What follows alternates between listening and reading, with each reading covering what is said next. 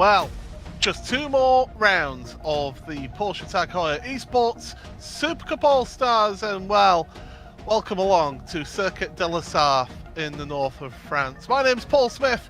Alongside me is Arjuna Kankapati, and the All-Stars, it's the final time in the RSR, and Arjuna, what a splendid venue for them to give it this final time. A place that it won in its send-off in a GTE Pro class at the 24 Hours of Le Mans. What better place to say goodbye to this car, to say hello to the future as well next time out. And the All-Stars, I'm sure, are going to enjoy plenty of brawls down the long straightaways here at the Circuit de la Sarthe. Yeah, of course, not just the Monza straight, but also the run down to Indianapolis and then towards the Porsche curves. Don't forget that long run going into there as well. Let's take a look at the schedule, because it started all the way back in February at Hockenheim in the GT3 Cup car, the 992. Then, when we headed to Circuit in the Americas, we switched over to the Cayman, the 718 Cayman GT4 car for 3 rounds. Now, as you can see, Spa-Francorchamps, the Nürburgring, and now here at Circuit de la Sarthe, we will see the Porsche 911 RSR GTE for the final time in this championship. And then next time out in 2 weeks' time, as you mentioned, it is the Mission R. But Arjuna, we've been looking at this car comparison, and you see how similar this is with the Cup car on the right. You're also seeing the evolution, a 2017 generation RSR GTE machine designed with a lot more freedom in what the Porsche designers are able to do aerodynamically. It led to that rear diffuser that has become so known and loved. A lot of that carried over though to the 992 generation Cup car that is effectively a mini GT3 machine. You see both sporting a 4-liter flat V6 with just about 500 or so horsepower, similar in terms of weight as well. However, it's all about the performance and how it generates that performance, aerodynamic versus mechanical grip. Absolutely, as well, the All-Stars here, they are just in qualifying at the moment. They do all have the same setup on, so it's down to the individual driver here. 5 laps for the sprint race, then we get a full grid inversion for the main race, which is 6 laps here today. A long lap around here, we're looking at lap times at the moment in the 3-minute 47 mark. For provisional pole position, but slipstream is going to be so crucial around this track, as is a trimmed out motor car. No such sort of trim though in qualifying, where the drivers can elect to fight side by side in an open qualifying session if they want, but look at Dan Suzuki electing to try and run by himself. We're heading up into that sequence, the Porsche curve that you mentioned before, and this is the one place that maybe you do want a little bit of downforce around this track, because it's a high speed, high commitment, right then left then right again, that leads you into that final sector of the lap. Look at Dan working the wheel, the focus on his face as he manages the car, not trying to pitch it around too much, and most importantly, right here on the very exit, not trying to run too far out wide and get a slowdown. Yeah, that is key, is the exit out of the Porsche curves, to not run too far wide, get yourself that slowdown penalty. I think that's going to be something that we maybe touch on throughout the races here, because it's not so much the off tracks and the instant points that get racked up here. It's the corner cuts and the slowdown penalties. But we're getting ready for the start of this race, which means that we'll be able to take you through your starting grid here today. And well, what a grid it is, because on pole position here is Pablo Lopez, shared the front row with Love 46, who's been looking forward to this round of the championship for quite a while. Emery and Quirk on row number 2, with Heike 360 and Stradi on row number 3, as we see the tricolor getting put up in the sky by the French Air Force in there. Borja Zaza and Matt Malone then sharing row number 4 with Dave Cam and Dan Suzuki. Championship leader Casey Kerwin all the way down on the final row of the grid, alongside him Basie Coley, who recently has been getting some driving and track experience with the help of Jimmy Broadbent's team. We're getting ready for the start of this one, and well, getting these drivers set, we've got about what was that, about 40 seconds before the start of this race, Arjuna. What's the key thing for these drivers here today? It's not a technical track like the Nordschleife, but we're ready to go. Oh yeah, absolutely. Drivers set, revs rise, we're green flag racing here. Standing start, it's an awful start from the front row for Love 46, but a tremendous start for Pablo Lopez. Look to the inside though, because you've got Straddy is making some moves. Quirk's trying to go around the outside into the Dunlop chicane for the first time here in this race. Through that chicane, Quirk drifted the car on corner exit there, getting the power down, and then down through the S's here. And this is where we start heading into some of those most famous parts of the truck course. Tête Rouge coming up next. Quick right-hander here, important to carry the speed out this corner and down the first part of the Monza straight, heading towards the Daytona chicane. That's also Tête Rouge so important because it's so easy to pick up a slowdown, which on lap number 1 is very, very painful. It's the first time, though, we're going to head into one of these fast chicane. Want to try and be on the inside in my mind, although with the GTE machine, maybe you can be bold. It's not side-by-side for first and second. It's Noah's Ark, though, for third. Yeah, it's 2x2 as they head in there. And contact! Contact goes, Straddy goes around, keeps it in a half a decent state and gets back going again. If he can get onto the back of the draft pack, he won't lose out here, but that was definite contact through the Daytona chicane. Down towards the second chicane here, Michelin chicane. And again, late braking into the chicane. Look, a couple of cars just looking, just trying to show the nose, but no moves being shown yet. But Pablo Lopez and Quirk is, well, they're just pulling away at the front a little bit here, Arjuna, in the early going. Yeah, absolutely, and for Pablo, for someone that joined us relatively late on in the running, he's already worked his way up into third in our championship. And do remember, the top 5 walk away with Tag Heuer connected watches. Pablo trying to hunt down a Quirk in the points where he sits, I think, 16 points adrift right now. He's been very consistent. It's all good, though, to be breaking away in the sprint race. He's going to have to do this from the back, though, if he is able to hold on to the victory, because let's not forget, fully inverted main race means that we're going to see plenty of chaos, I think, on the opening lap. Certainly, well, chaos could well be the thing and the key word of that on the opening lap. But you look at this, Porsche Zaza, he's not had the best of seasons here in the All-Stars, so he's been trying to work his way forward. Love 46, we've said that she was looking forward to this round of the championship, gets herself onto the front row of the grid, and just too much wheel spin at the start. It's cost her and it dropped her back. Now she's got the hard work to do here.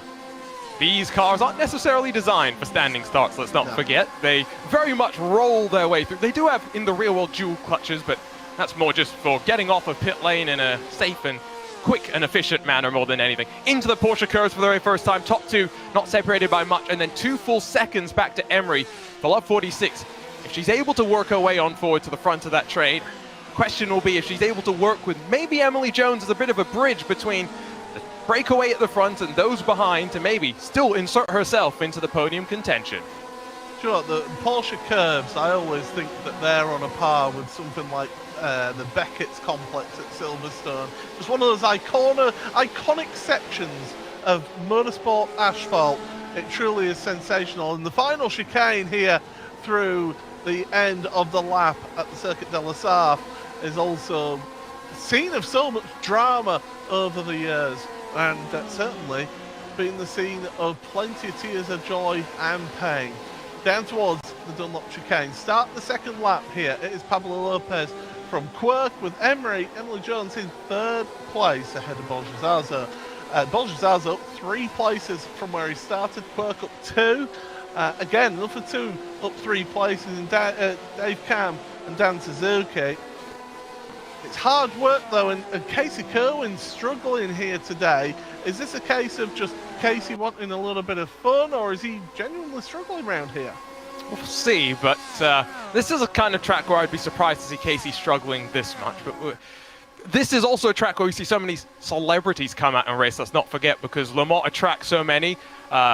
Think of some Hollywood stars that have come here in recent occasion. We've had Michael Fassbender most recently. We had Patrick Densby a couple of years ago, but we've joined by two celebrities right now that are fighting up towards the front, Quirk as well as Pablo. Let's start with you, Pablo. Big smile on your face. How are you feeling with Quirk right behind you?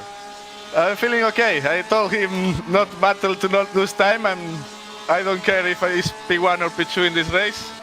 The important race is the next one, but I prefer just to keep it easy and just not get into a draft fest with the group behind.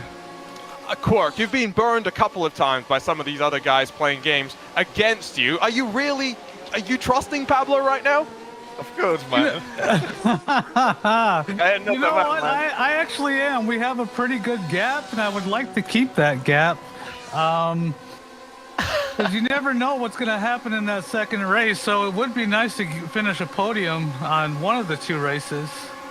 Okay, so a tenuous relationship exists for the time being. Let's talk to you guys about the RSR, because it's the final time that we'll be racing it before we head over to the electric Mission R. Pablo, what do you think about it? How much have you enjoyed it? The RSR is, I think, is the best sounding car of all service in iRacing. It's really nice to drive as well. I will miss it though, and the new electric car, I just didn't try it yet. I still don't bought it, and I will do it in the next week. What are your thoughts, Quirk, about this machine? I'm going to miss it. I think it's actually been one of the most enjoyable Porsches to race so far this season. It's nice having no ABS. You got to be a little bit more mindful of your brakes. It's a shame the GTEs are going away in real life. I think in another season, I believe. But it's a fantastic car to drive, and I'm definitely gonna miss it. Let's talk about the Porsche curves. That's where we're heading right now. Pablo, how easy is it to get through there in clean air? And Quirk, how easy is it with dirty air? I mean, it's not easy at all. You have to lift still. The setup is a little understeery on high speed. So if you don't lift for the left-hander, you can wrap the wall really, really easy. They're crashing behind you, excuse me. Casey Kerwin decided to have a crash, so that's good for the both of you.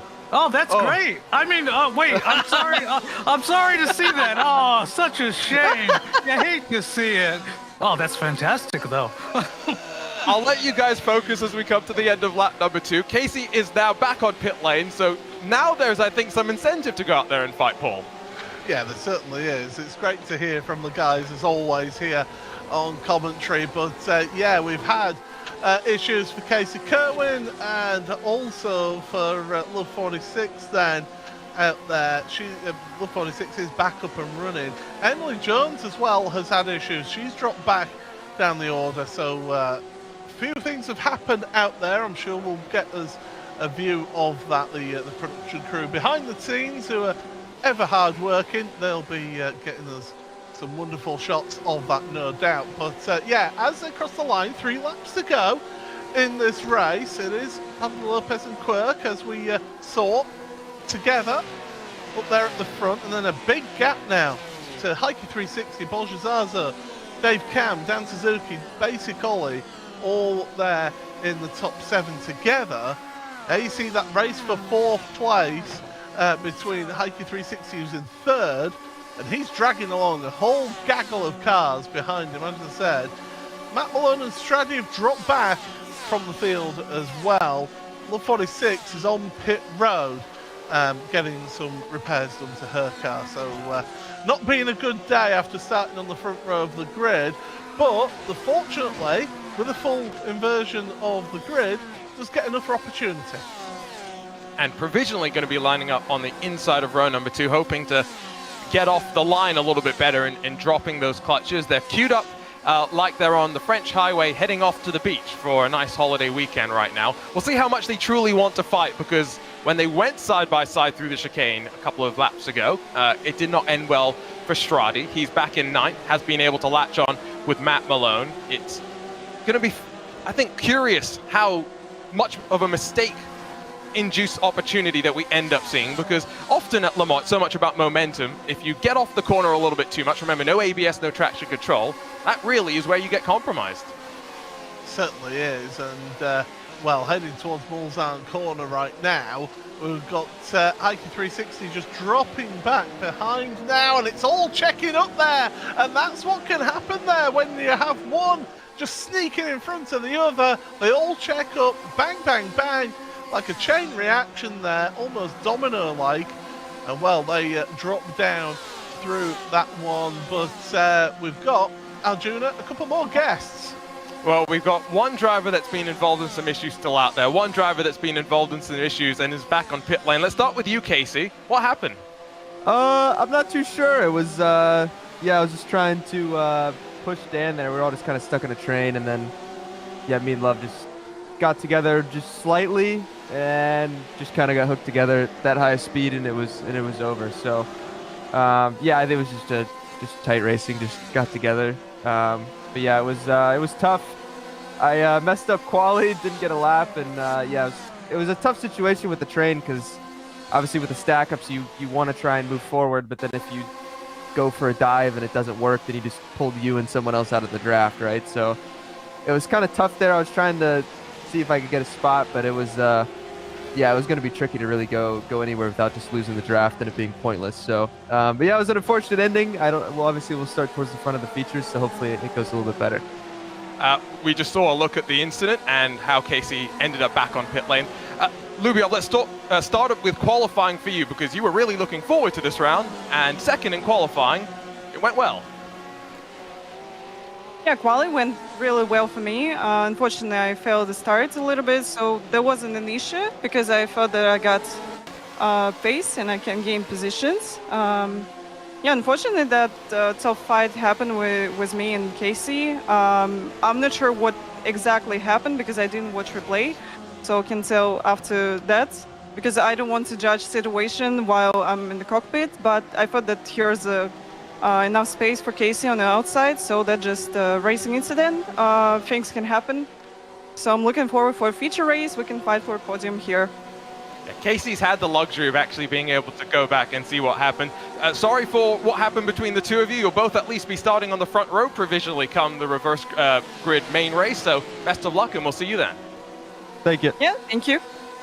Always good to talk to the drivers. Unfortunately, in Casey's case, from pit lane, but for Lubiov, 11th position with Emily Jones now up into 10th. 2 laps to go though, Paul. We've still got this long train as we head down the Mulsanne once again. And do you know what? It's nice for once to hear a driver saying that no, I want to look back at the replay and see what happened there before I make a judgment. As still side by side into the Daytona chicane, back onto the power as we have a look at a replay at what happened to Emily Jones here, because I said that she dropped down the order. She's down in 10th place right now, and this is what happened. This is down into Mulsanne corner, and Emily, we're just having a look at what happened to you, and it appeared just the car just went straight on. What happened? So it turns out powered USB hubs, not the best place to plug your wheel into, maybe. So, bit of a wheel failure, yeah. Right. So I wondered why it just went straight on, but I mean, it's a top tech tip then from yourself, getting the experience there. But Le Mans, it's the RSR. I mean, you can't get a much better combination, really, can you, going around here? You can't. Look, I've been saying we should race the 919 here. I reckon the LMP1 here would be crazy. I reckon it'll be even more nuts than we are now. But yeah, this car's amazing. It makes the best noise on iRacing, and I'm sad we don't get to race it as much anymore. Yeah. You know what? You're the second person on this broadcast to say that it's the best sounding car on iRacing, so you're in good company.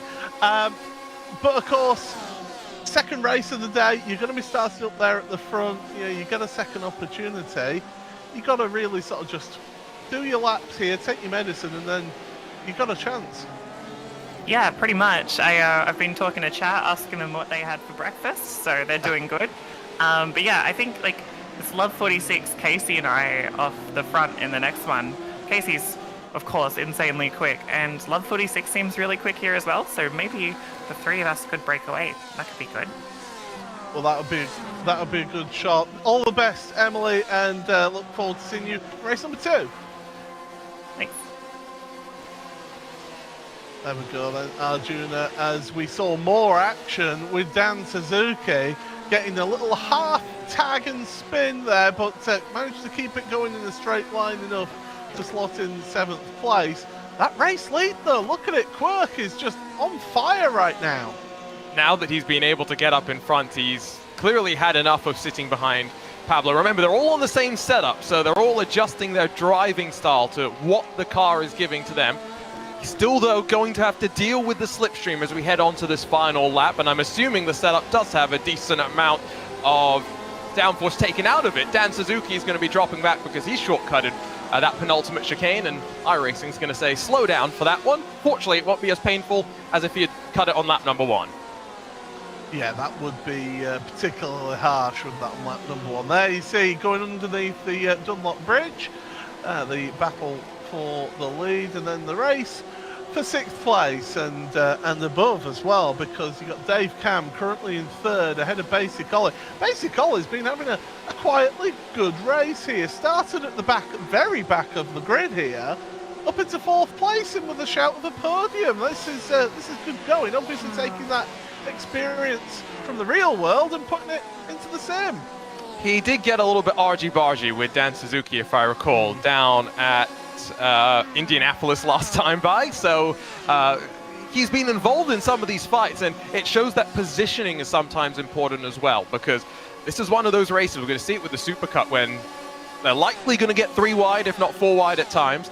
That right place, right time is so important, and that sense of mind to position yourself and make those moves, it comes with experience, and the best drivers figure that out very quickly as well, from what I've seen. So for Basic Ollie, he was doing some of the, was it in a much smaller time attack sort of thing, but he's carried forward some, I think, that presence of mind into this, which is always good to see.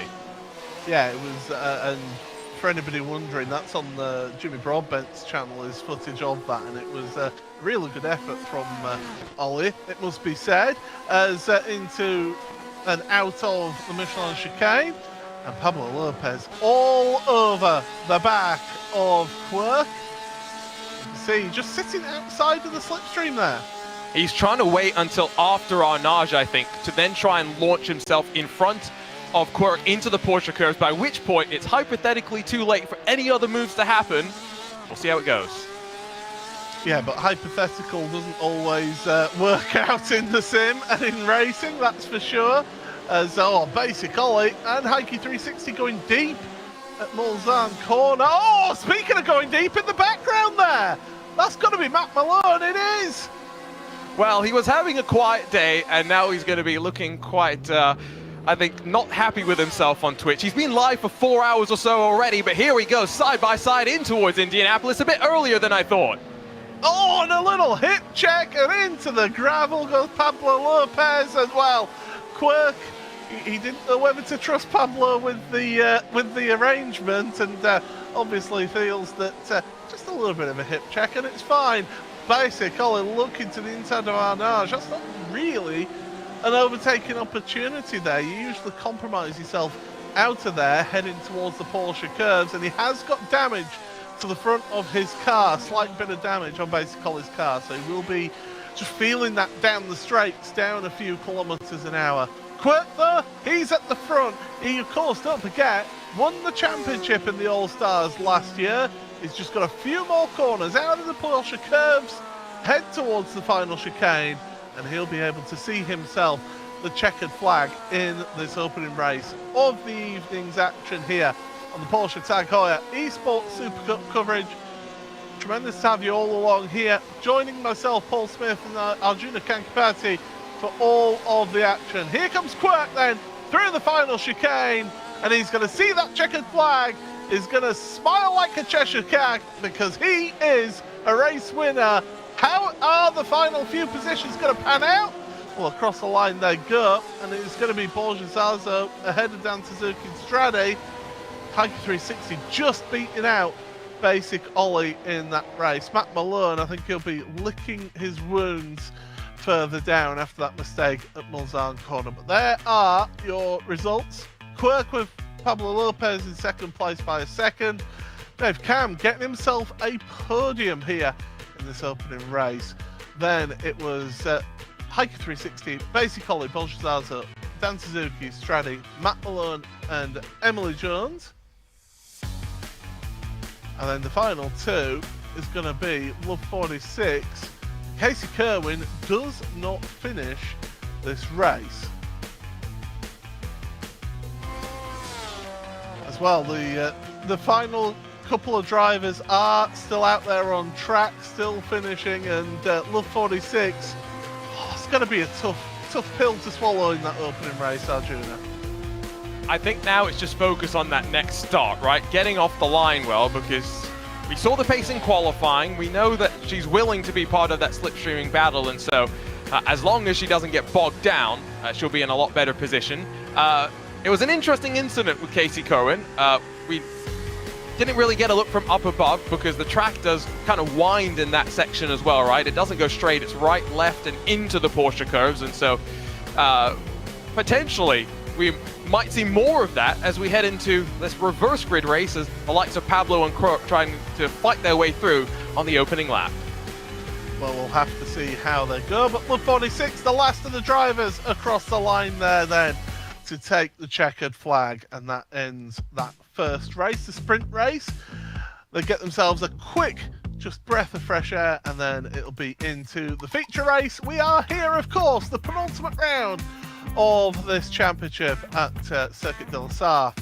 The last race that we're going to be running, the 911 RSR GTE, before we head on over to Monza in 2 weeks' time and the Mission R. Certainly, I'm looking forward to that because I've driven the car a couple of times, and boy, that thing is rapid. It's going to be interesting how they all fare with it as well, because it's going to be a slightly different sort of an experience to anything else we've raced so far this season at the end of the day. I will just say that I was about to hope that Casey Kerwin's issues might lead us to have some sort of fun for the top spot in our championship, but unfortunately he has already built a truly insurmountable lead. He came into this round with 310 points. Tyson Meyer came in with 180. Well, there is your grid then. Casey Kerwin and Love 46 sharing front row with Emily Jones and Matt Malone row 2. Row 3 is Stredi and Dan Suzuki. Fourth row for Bolshazzo and Basic Ollie. Heuer 316, Dave Cameron, row number 5, and Pablo Lopez and Quirk rounding out row number 6. As once again, we get the flyby here. You'll get to see that a couple more times here today. And it just goes to show the level of detail that iRacing goes to with the simulations, that they even include the flyby. But we are getting ourselves set for the main race here in the Porsche Tag Heuer Esports All-Stars. Reds rise. Green flag is in the air, and we are underway then, and it's a good start from the second row of the grid. Stradi with a tremendous launch. He had a great start in race number 1 as well, heading in towards the first couple of corners. They're still trying to sort themselves out. Dan Suzuki looking for third place through that chicane. Oh, Emily Jones just a little bit loose on corner exit. Thinking about going 3-1. Contact between Love 46 and Emily. Emily's into the gravel. And it was through the S's there. Emily has kept going. There she is. You see that car? Through Tête Rouge for the first time in this main race. And the drivers all trying to sort themselves out in the early going. It's a good save there by Emily to be able to hold on to a car through the gravel and not also slide back onto track in an unsafe manner. But it now just means that behind, everyone else got a bit stacked up, and while they break away once again 1 and 2 at the front, a little bit more side by side with the likes of Borges-Azo, Heuer 360, giving a shove to Matt Malone, who runs in 5th position and is trying to figure out which line he wants to brake on. Yeah, it's going into the Daytona chicane, and Pablo Lopez, big lock-up on his car, and that drops him down. He's actually going to drop behind Emily Jones here, is he? No, he's funneled out in front for the time being. Dan Suzuki, though, ahead of Casey Kerwin. What's happened to Casey? Has he got himself a slowdown? He has! It's a slowdown penalty on the opening lap. That is the worst time for you to pick up a slowdown penalty, isn't it, Arjuna? I've said it about 3 times today, haven't I? And poor Casey's just proven how painful it can be. I think a bit of a mistake there, maybe by Dave Cam, and Basic Ollie taking to the outside of that chicane to take avoiding action. Might have picked up his own slowdown in the process, as would have Pablo Lopez. They're all just getting slowdowns on this opening lap. Well, it is the Spaniard of Stradi who's at the front of the field then, ahead of Dan Suzuki. Love 46 in 3rd place now. So after not the best of launches at the start of this race, now moving forward and getting himself back into 3rd place. So those 3 at the front with Matt Malone right behind Love 46. Here's Heike 360's point of view. Xavier Sanchez. And there's plenty of gesticulation going on there, so plenty of talk about the cars in front. Matt Malone being that car providing the big block. Compare this to the Nordschleife, when if we wanted to talk to some of the drivers, they were too focused on the race and the track to be able to spare any mental focus to talk to us. This is very different. Heike looking very, very animated there as he worked his way in through one of the slowest, if not the slowest section on the track, and getting himself back up to racing speed. The good thing, if you're Emily Jones, by the way, is with Pablo, Basic Ollie, and Dave Cam all, I think, getting slowdown penalties, she's got a couple of playmates there. 9th is going to be a little fun fight with 4 very quick drivers trying to close back into this leading train. The thing is, because that slipstream is so king around here, it's going to be so difficult to try and draw that group of 4 back up to the front 8 here in this race, and it is Stradi through the exit, the Porsche curves, leading this one ahead of Dan Suzuki, with 46 3rd. Heike 360 now under pressure from Casey Kerwin. Kerwin is not going to try and make a move into the final chicane. Well, Quirk is now joining in for a bit of fun. So Quirk, after winning the opening race, he said he hoped to get at least a podium when we spoke to him in that first race. Well, he's got the win. He's trying to get another podium here. He's already gained 5 positions from the back of the pack as well.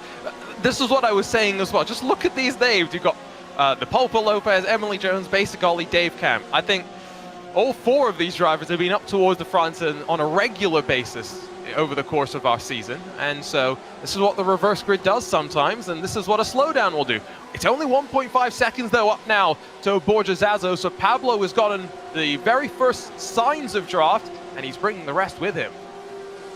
Don't forget as well, Emily Jones, our first ever All-Stars champion, so knows what it takes to win a championship here in the Porsche Tag Heuer Esports All-Stars. As we go through Tatouage once again and onto the Mulsanne straight. And, well, these drivers looking forward, driving down the middle of the road, because, of course, this is a public highway. The track does have a crown in the middle of the road for drainage when it rains. So these drivers straddling the middle of the track there just to try and get any sort of advantage that they can as well, Arjun. We're going to talk with Basic Ollie and Dave Cab, who sound like you're having a hoot. Hello, hello. Yes, we are. It's brilliant. We got well confused then. I could just hear Dave. I was like, Ollie's now in the broadcast. What's going on? Guys, did you both get slowdowns after you tried to cut one of the chicanes? I did, unfortunately, yes. I did on the second chicane. And yeah, I just couldn't avoid it after contact. It was a big old straight on. But yeah, it is what it's first lap. It's so easy to do. It's so easy to do. So yeah, it's all good. Dave? Hello. Yes, I'm just chilling right back here now. I'm just trying to get rid of this slowdown. Yes, it's gone eventually. It's gone. Oh, you got another slowdown. Yes, because Ollie came into my chat and I thought, what's going on here? And I went off track. I didn't know what was going on. So, yeah, I don't know who to blame there. You guys or Ollie? I go with Ollie, not us. We'll blame Ollie. Yeah. Well, we'll leave you guys to figure out who's to blame here. And now we'll bring in another 2. We'll talk with Casey and Matt, Paul. Here comes a push. Here comes a push. Oh, you see, Boom! here's the cooperation. They're working together again. They did it at Spa. I mean, Matt, you won at Spa, don't forget. and we always like to remind people about that win, don't we, Matt? But you two working together again. Dynamic Look at us. duo. Exactly.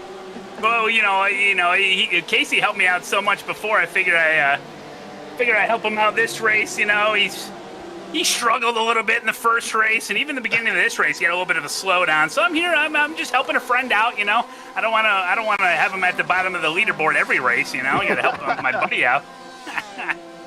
I mean, Casey, you had such a good start, and then it's easy on lap 1, isn't it, to make that mistake?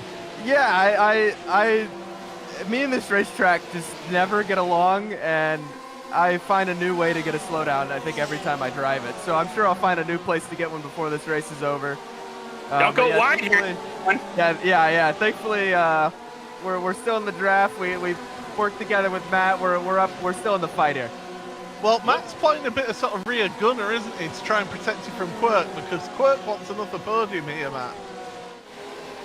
Dude, Quirk doesn't stand a chance. Listen, this guy, you won the first race, didn't he? Yeah. No, is that snow? Oh, you're in here now. Uh-oh. Quirk. No. I was gonna play nice, but no holds barred now. Well, Quirk won the first race. He's an entirely different zip code than I was when he crossed the line. I was 3 laps down. Yeah, well, you'll do better this race. No. Okay. Arjuna, we've got the easiest job in the world again. These three can do the commentary whilst they drive.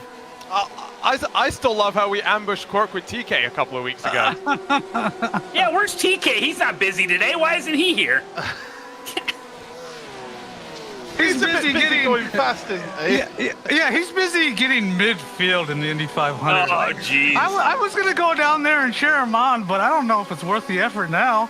I mean, either midfield at the Indy 500 or dead last in Pesk. Which one does he want to choose? Well, I mean, he's not doing bad for a dinosaur, is he, Quirk? No, he's not. He's an old man. What's funny is I asked chat when they started the tradition of the milk drink at the Indy 500, and someone said that it started back in 1936 when a driver asked for some milk to quench his thirst, apparently. And I was like, the funny thing is about that race, TK finished 4th in that race back then. So he's been around quite a bit, Oh my God. He's seen a few things. Casey, now be careful. 146 was on the poster. I know. We weren't careful enough, and we crashed in the last race, so I got to be extra careful this time. Well, I mean, we've got to ask now tactics, because we're on lap 3 at the moment. You've got plenty of time. Just use that draft. Just stick there. And it's all about timing around here, is what I've found from racing around here. But Matt, you've got to pull the finger out a little bit and try and catch up to these guys. Pull my finger out of my butt? What's going on? Oh my goodness! I can't catch him. I always lose the draft. I'm not good here. I don't like it. If a few of you could get slowdowns, that would be. I just got a slowdown. Oh, Let me that real quick. Serve it on the racing line. Make sure Quirk slows down with you. Thanks, buddy. See ya, Matt.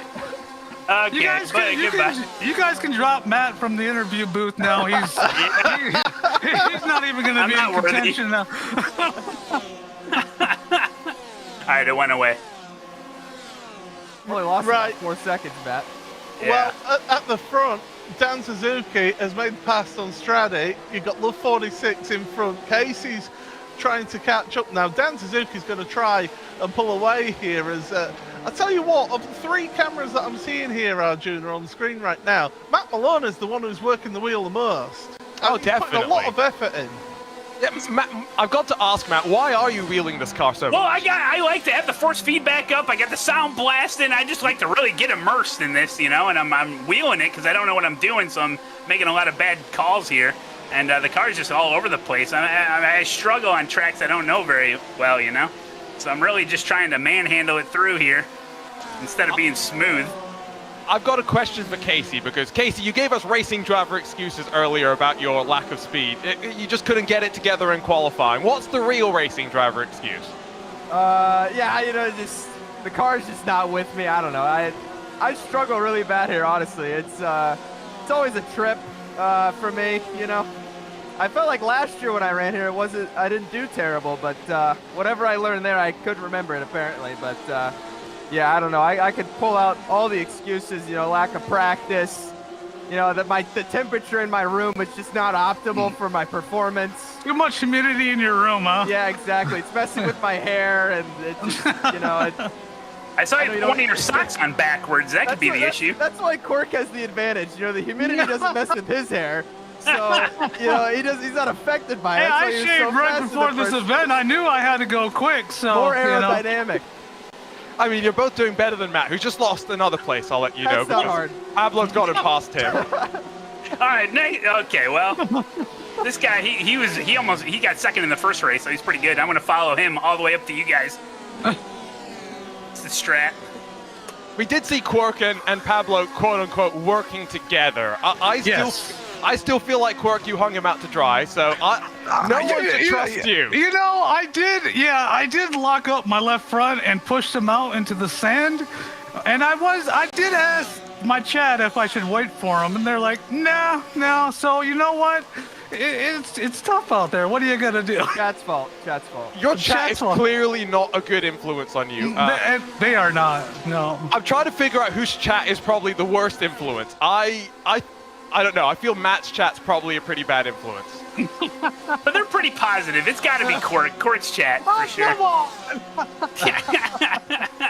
No one's saying Casey's chat, though, by the way. Yeah.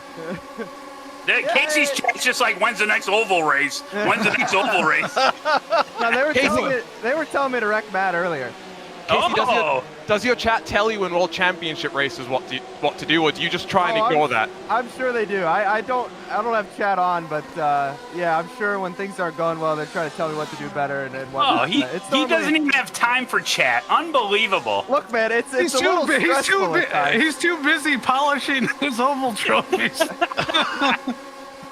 We've got side by side, 2x2. It's Noah's Ark into Mulsanne, by the way, as Casey makes the move to the inside. Oh, it's 3 wide on corner exit.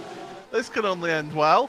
Heading towards Indianapolis. Matt, you've got the face of a man who's just had a slowdown potentially. No, I didn't have a slowdown. It's me just being slow. That's the problem. I don't need a slowdown to lose the draft. Do that on my own. Why do you think I'm sat in the commentary booth talking about it? I'm too slow even for All-Stars.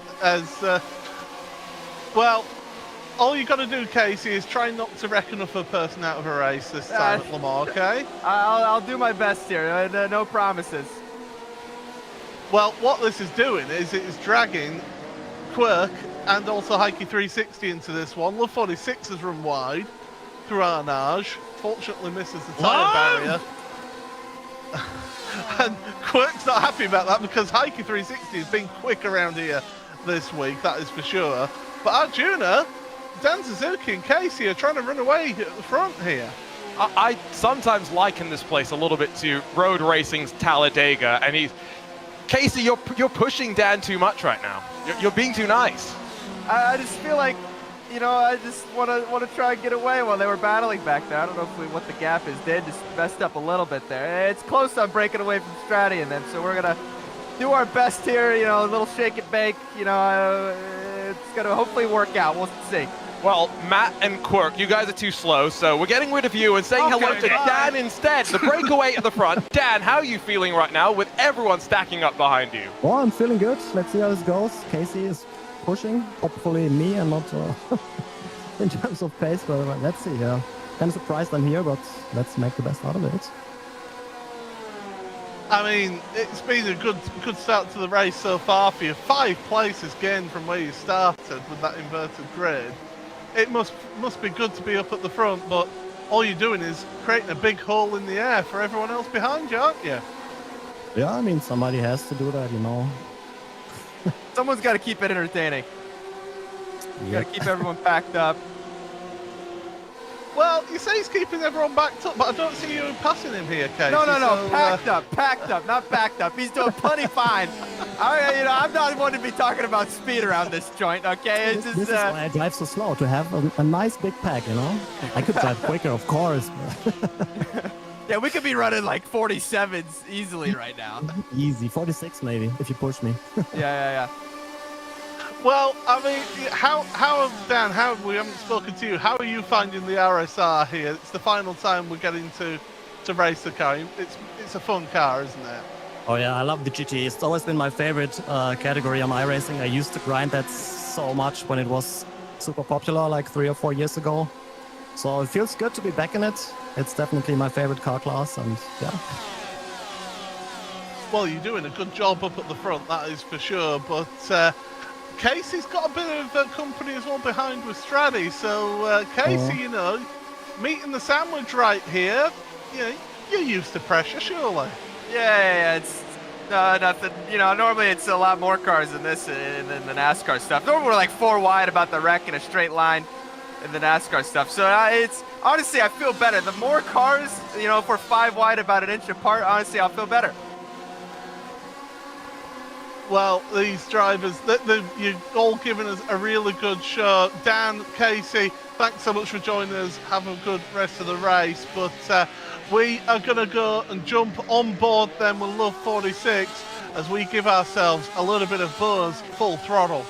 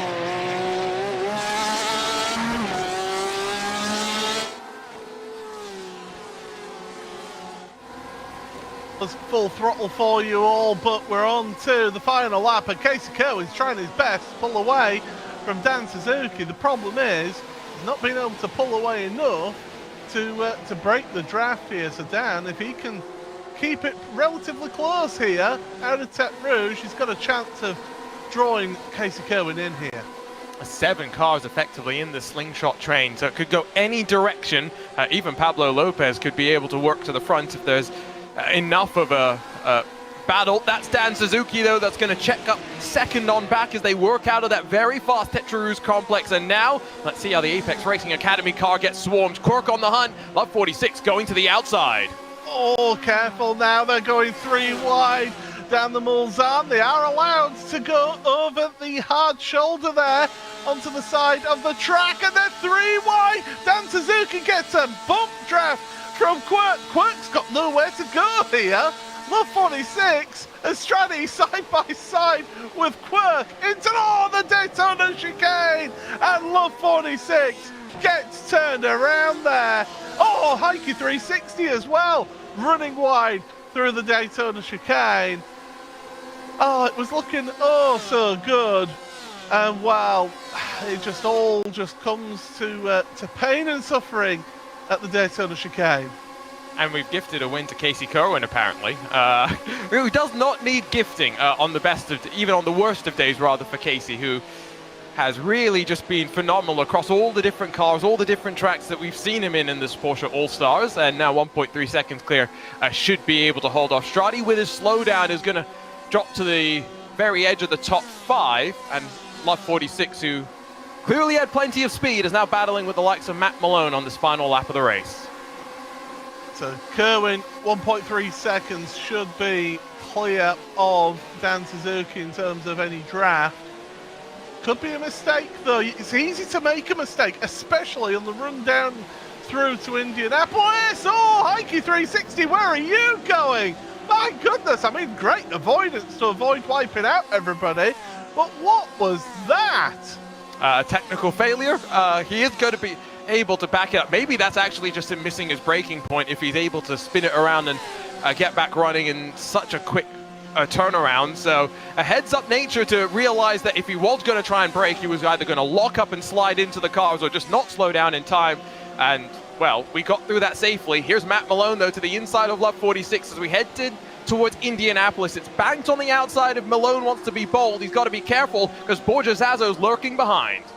Yeah, Zazo wants to move forward. Lap 46 holding the inside. That opens the door, but it's such a tight corner as Arnage as Emily Jones now heads towards the gravel trap there at Arnage. So not being the best of days for Emily, but these drivers further down your order giving us some tremendous excitement here on the final lap here of the main race of the Porsche Tag Heuer Esports All-Stars. Malone to the inside of Porsche curves. That's brave.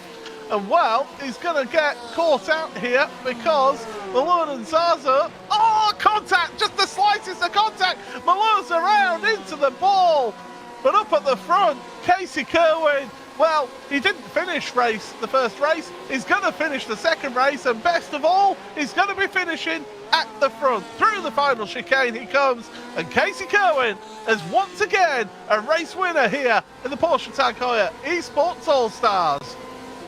Coming across the line as well, Dan Suzuki and Quirk second and third, with Pablo Lopez up into fourth place in the end there. 9 places gained for Quirk in that race.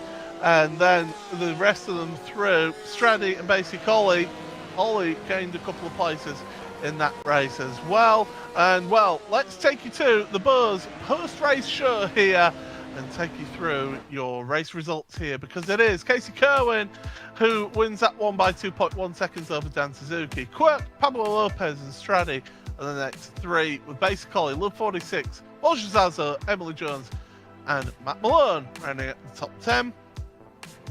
Final 2 cars that finished with Dave Cam and Heike 360.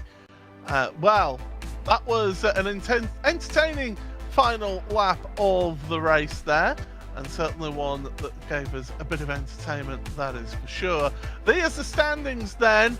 117 points between Kerwin and Quirk. It's an insurmountable lead, as Arjuna said earlier on, and Kerwin does take that championship. But don't forget, it's the top 5 that get a Tag Heuer connected watch. So Dan Suzuki, Xavier Sanchez, they're pretty close there with Emily Jones and Dave Cam, Jardier as well. But Arjuna, you've got an interview with all of our podium here. We're going to chat to them all at the same time, and we'll start with you, Casey, coming out on top. Congratulations on your Tag Heuer connected watch, as well as officially wrapping up the championship. Hey, thank you. Yeah, it was a fun season for sure. We still got one more to go with the Mission R, which should be fun.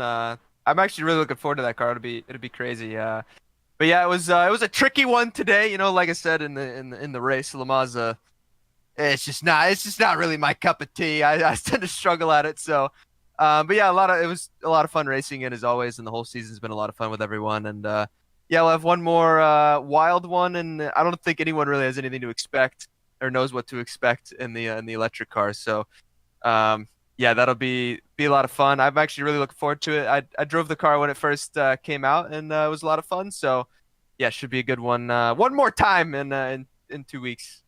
Le Mans, no Darlington, I guess. Dan, a nice, quiet second race, I guess, in some ways for you, staying out of most of the drama. You're inside the top 5 in points. You're 2 points clear of Heike 360, heading into the final round. Yes. Wow, cool. That's nice. Let's see what we can do in the last race then. Maybe I should practice a bit. Have you bought the Mission R? Yeah. I actually think it's an amazing car. I think people should try it out and not be afraid to drive it only because it's electric. Yeah, it sounds a bit lame, but it's actually a lot of fun to drive because it feels like a truck that is super heavy, but with so much power. It's a fun car, yeah.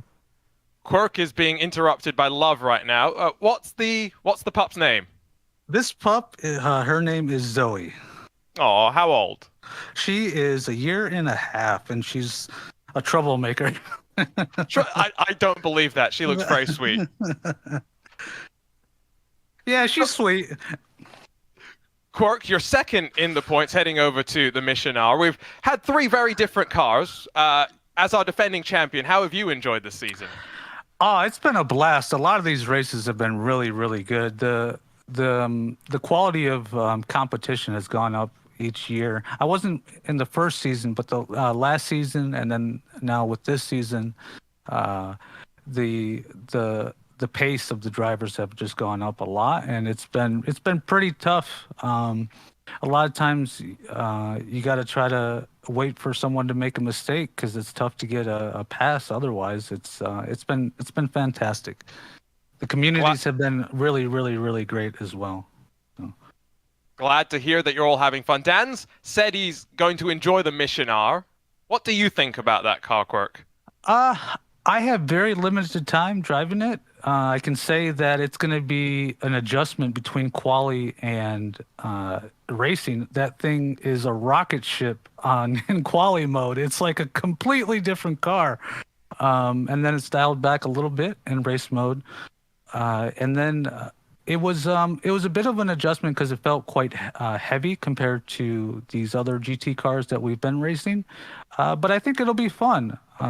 It should be interesting. It's at Monza, so I'm sure there's going to be some shenanigans in the first chicane. So I can't wait to see that. Hopefully I won't be a part of it. So. Got a question for Dan very quickly. We've had 4 different we'll have 4 different cars over the course of the season. Which Porsche would you like us to see add next year? The RSR. You want? Oh, no! You gotta give us a new one. A new one? Well, then the new GT3, the 992. Love it. Okay, you're being very boring and safe right now, Dad. Sorry. Well, guys, we'll let you be for this week. We'll see you in a couple of weeks to wrap up the season. Thank you so much for being with us, and we'll see you over at Monza. Thank you. Thank you. Yeah. Well, there we go. That's our podium from the All-Stars there. One more round for them to go at Monza with that Mission R. How did you think the RSR went, though, for us in these last 3 rounds?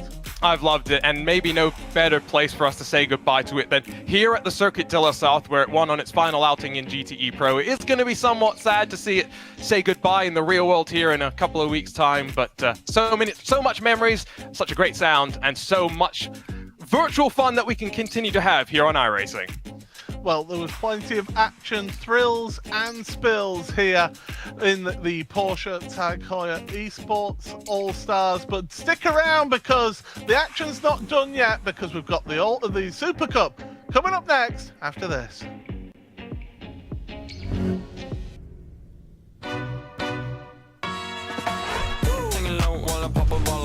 Chain swinging, clang clang, and it costs a lot. I'm always at the guala, yeah, and you are not bad. Deep, keep on going till you hit the spot. Whoa. Whoa, I'm a big bag hunter with the bow.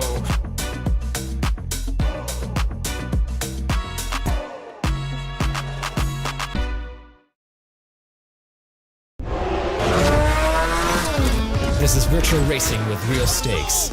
This is fine lines, milliseconds, and 200 grand. This is insane, but that's what keeps us coming back for more. The Porsche Tag Heuer Esports Supercup by iRacing, live on YouTube and Twitch.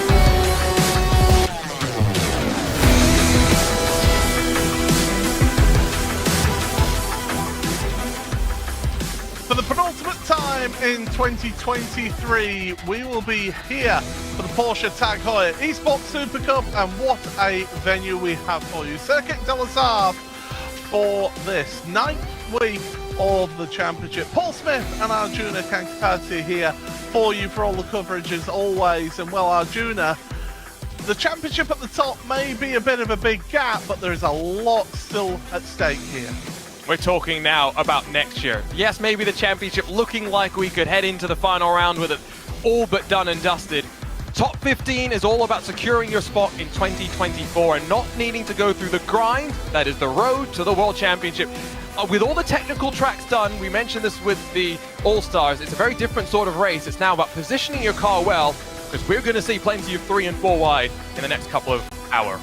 We are certainly indeed going to see that, but let's take a look at what happened last time out at the Nürburgring. Eifel Mountains in Germany, the Nürburgring, and well, 16 miles. Green flag, away we go, and it's a good start from Alejandro Sanchez. Has Nessoff in the wall. Lack of downforce in this Cup car becomes so apparent as well. That was, I believe, Kevin Nielsen. Yeah, Neil. Oh dear, Simone. Nkita, the run all the way down the Dottinger Heuer. All that Job can try and do is get some sort of side trap. Hub's coming back here. Keita's backed out of it. Alejandro Sanchez. It has been lights to flag here for victory. And it's green flag. Good start from pole position for Sarika. Tapped in the mid-pack, it's Sonnen.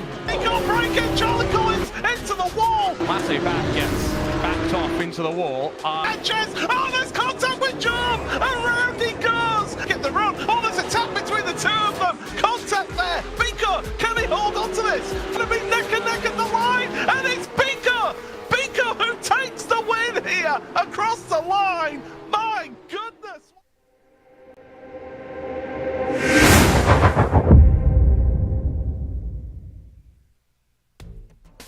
So from one classic to another, from one public road to another, we go from Germany to France and we land at the Circuit de la Sarthe. Opened back in 1909, and it's been the test for endurance racing machines since. It's been where technology comes to be tested, is where drivers come to be recognized. That run on the Mulsanne obviously interrupted by 2 chicanes, but it's 3.7 miles, as Paul Smith, loves to mention. It's the same length as the entirety of the Sebring International Raceway. Counter that though with some of the faster sections at the end, the Porsche curves most significantly.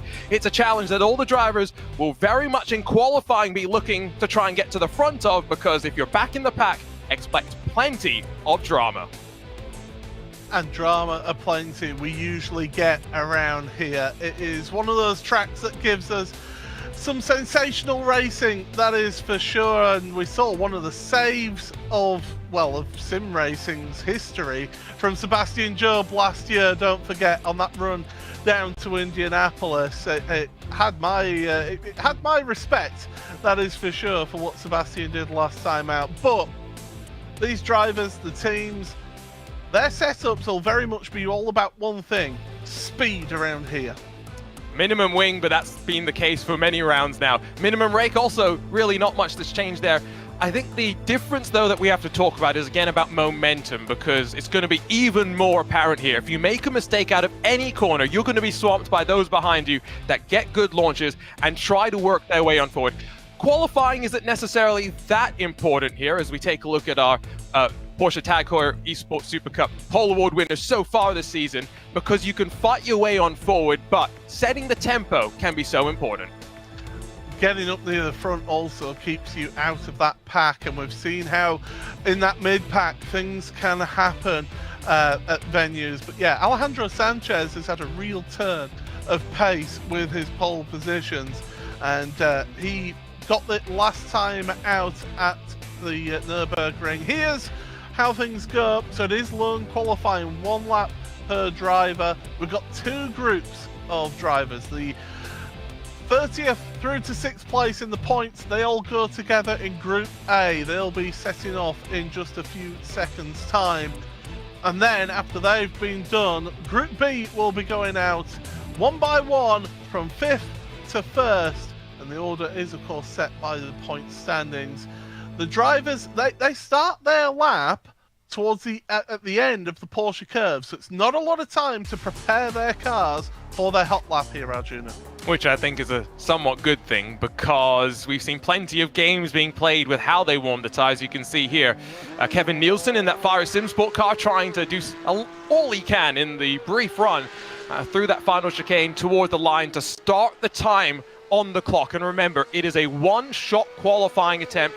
You go wide at any corner, that is it for your run. And so as much as they're trying to push the bounds of the track to carry as much speed as possible, you've got to temper that with just that little bit of care. Can't cut any of these curves too much. We talked about slowdowns with the All-Stars. You get a slowdown here, that's your time done. You're at the back.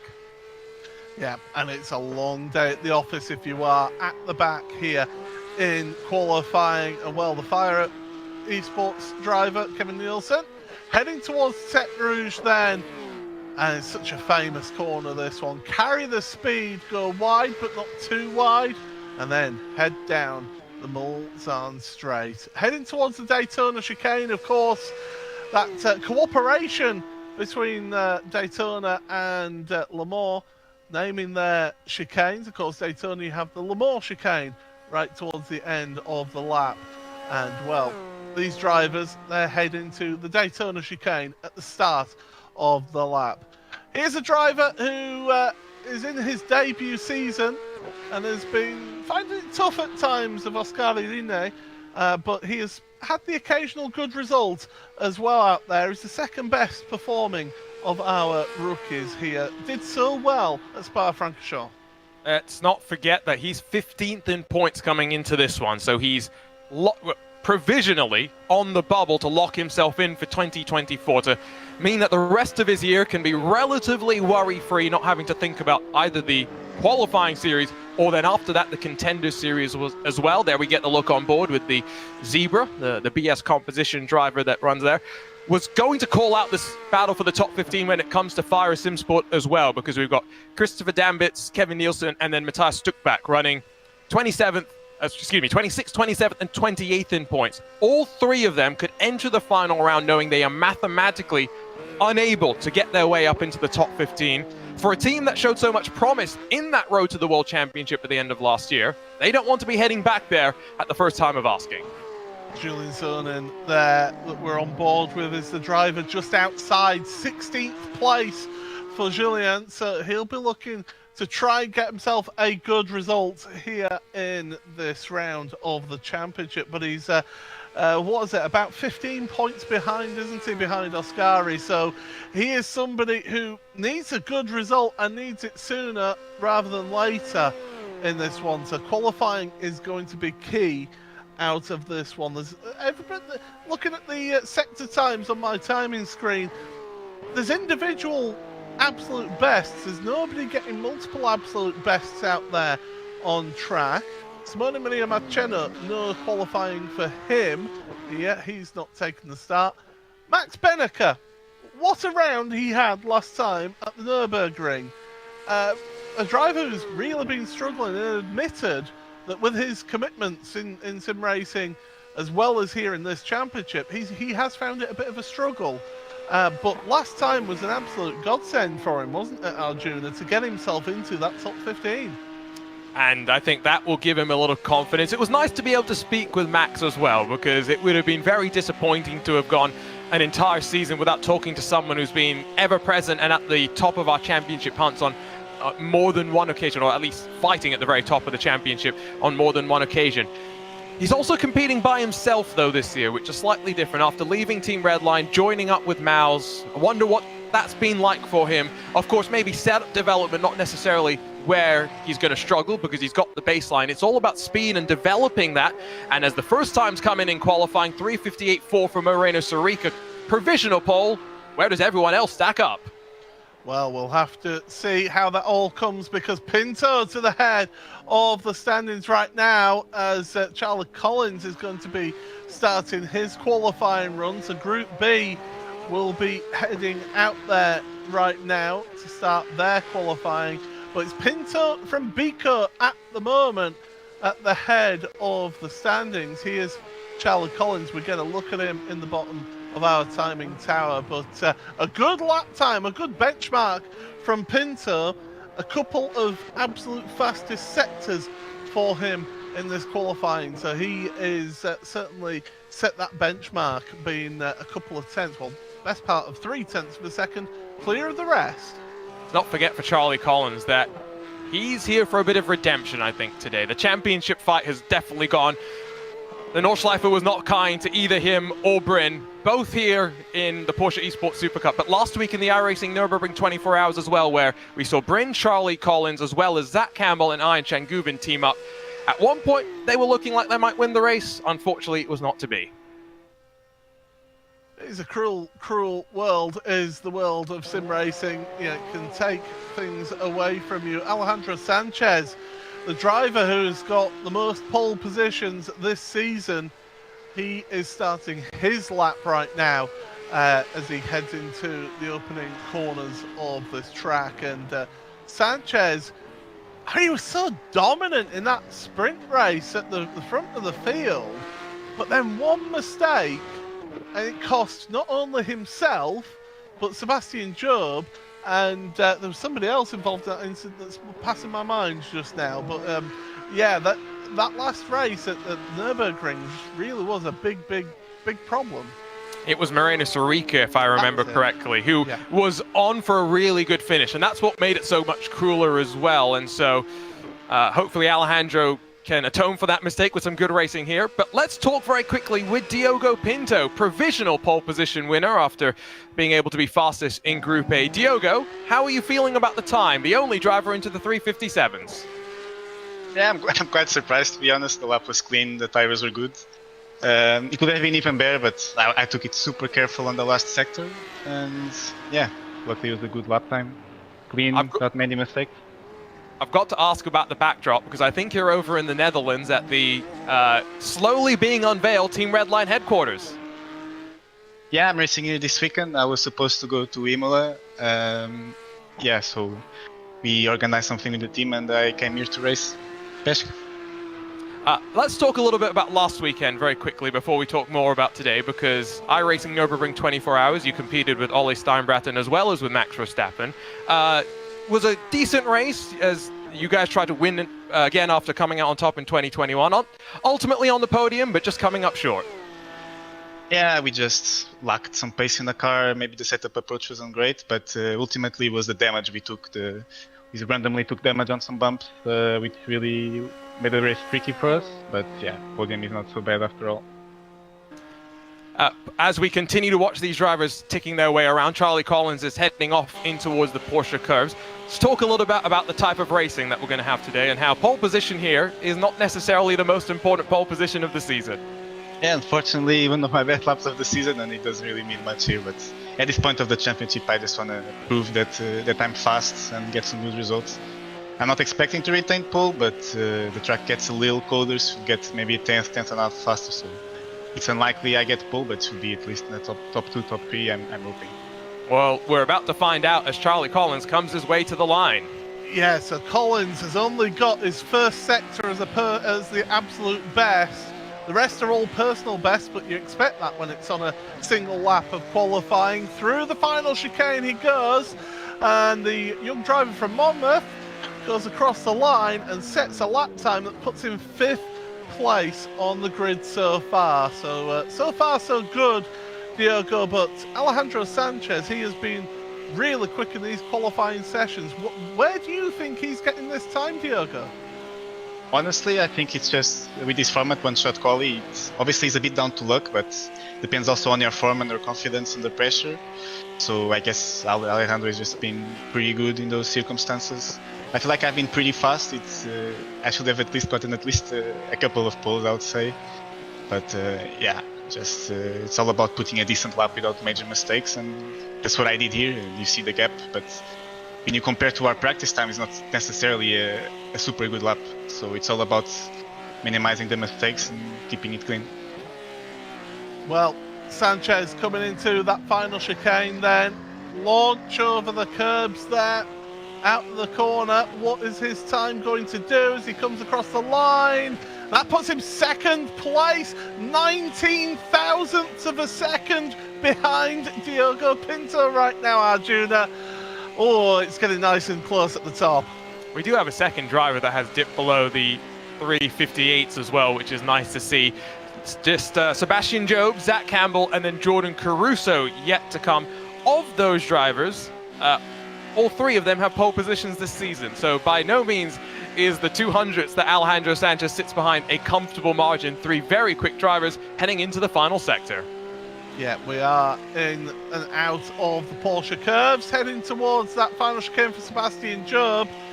And the young Brit, he's looking to just try and hang on to whatever sinews of a championship contention he's got. He's 78 points behind Charlie Collins in joint second place in the championship as Sebastian comes out the final chicane, comes across the line, sets a time. That puts him third, so Pinto's still on provisional pole position with just two drivers to go here, Arjuna. You could tell for Sebastian as well. He wasn't too happy with the lap heading out of the final chicane. Third is not a terrible performance, all things considered, given that he'll be provisionally on row 2 with just Campbell and Caruso left to go. Look at the look of focus on Campbell's face as he heads up into the Porsche curves. Pretty focused right now.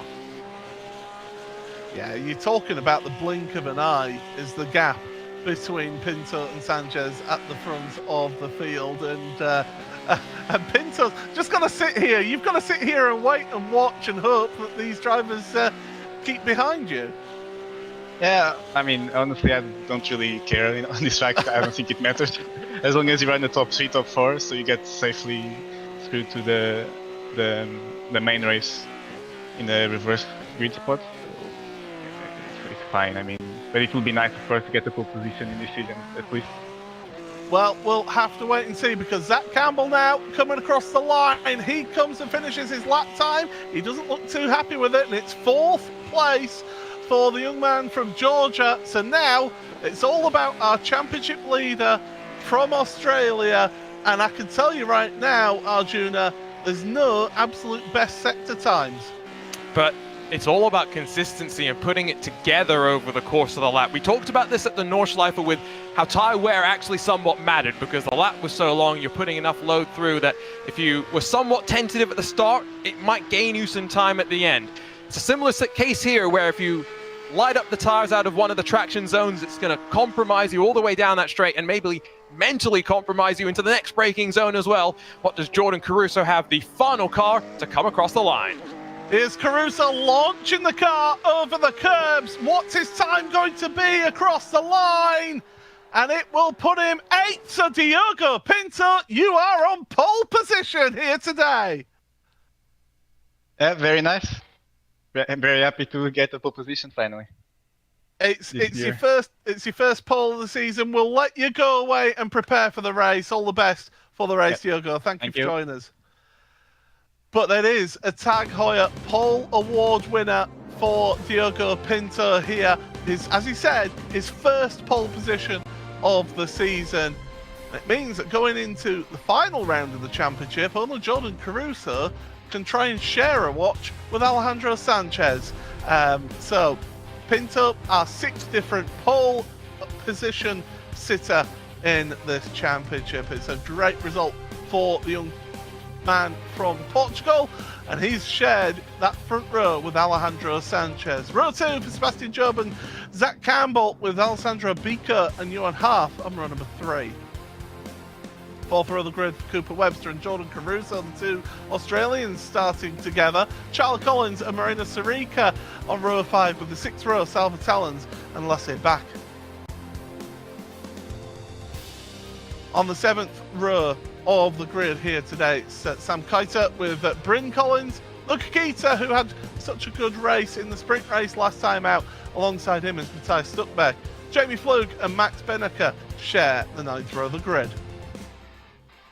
Row number 10 for Kevin Nielsen and Oscar Irine, with Alexei Nesov, Oscar Mangan, Quentin Violate and Bobby Zelensky on row number 12.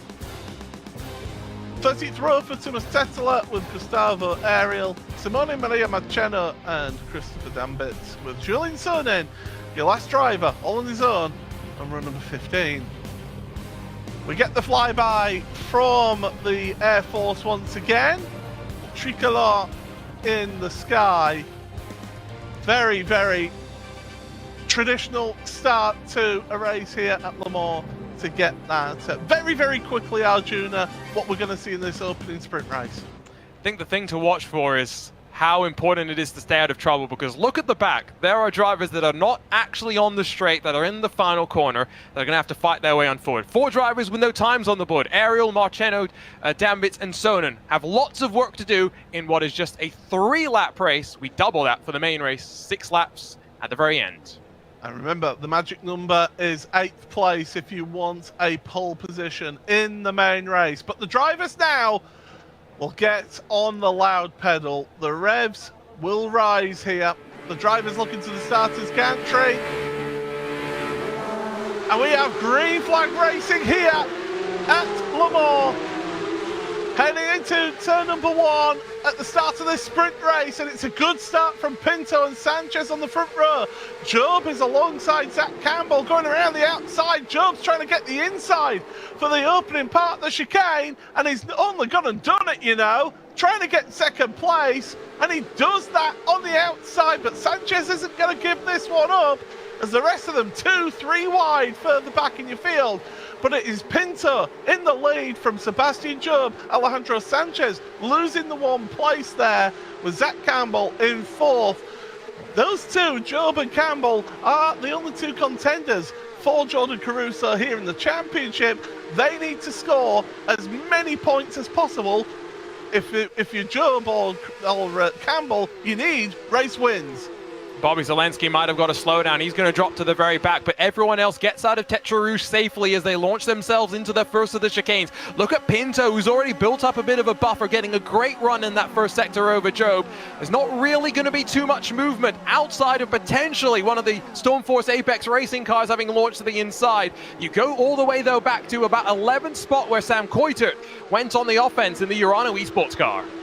Keita, I saw further down the order as well in 17th, was side by side going into that Daytona chicane.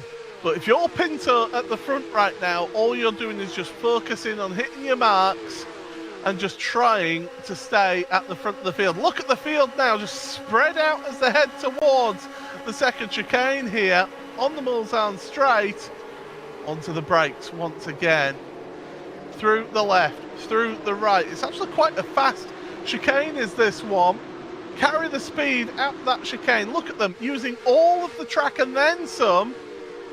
We are allowed to use the hard shoulders here on this public road, so there's no worries about track limits there as that one. As Sanchez now looking to make a move on Sebastian Job as we're heading to Mulsanne corner. And Job going to have to be careful that he doesn't lose out on the outside.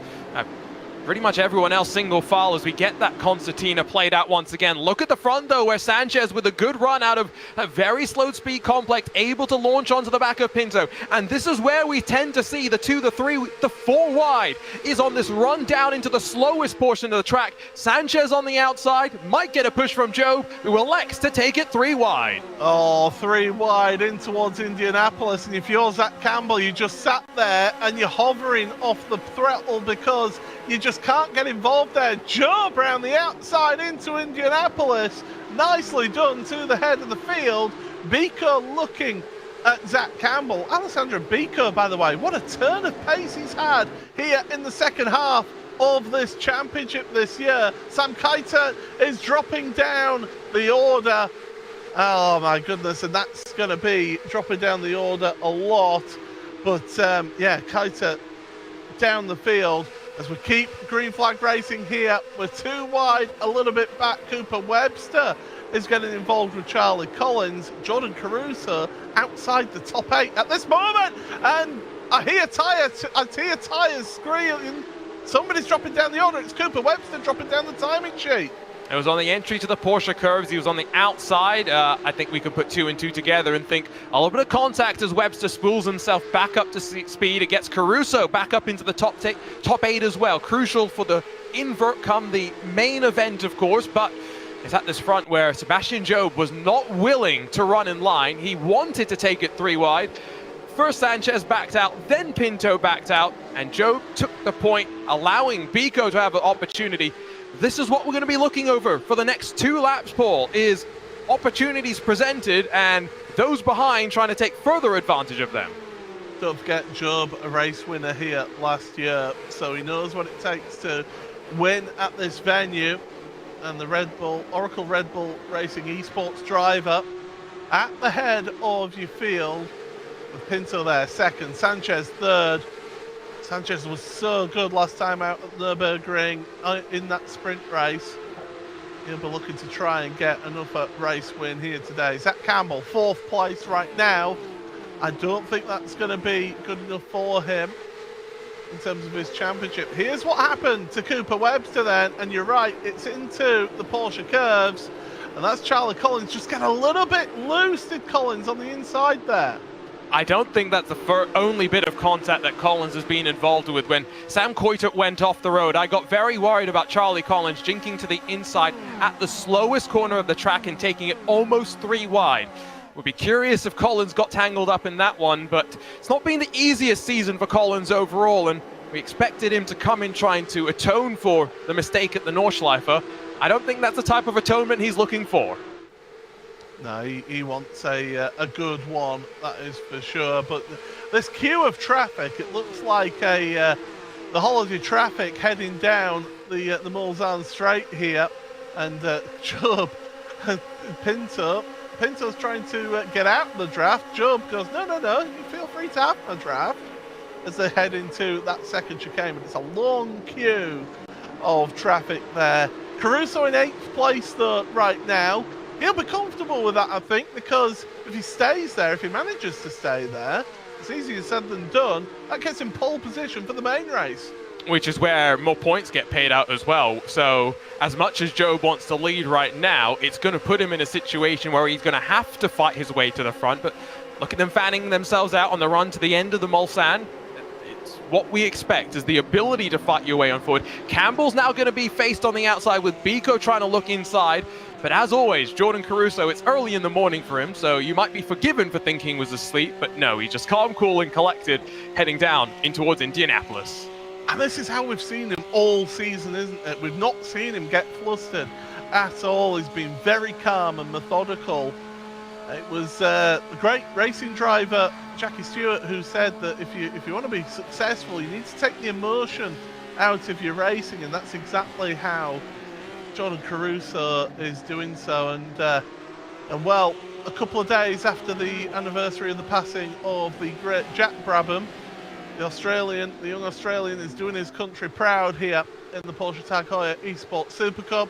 There's your live championship standings. That coming into this round, Caruso was 78 points clear. It's, as things stand right now, 61 points, is the gap between him and Job. 70 points between him and Zach Campbell. Remember that points are paid out in qualifying at the very top as well, so there is incentive to be quick in go fast time.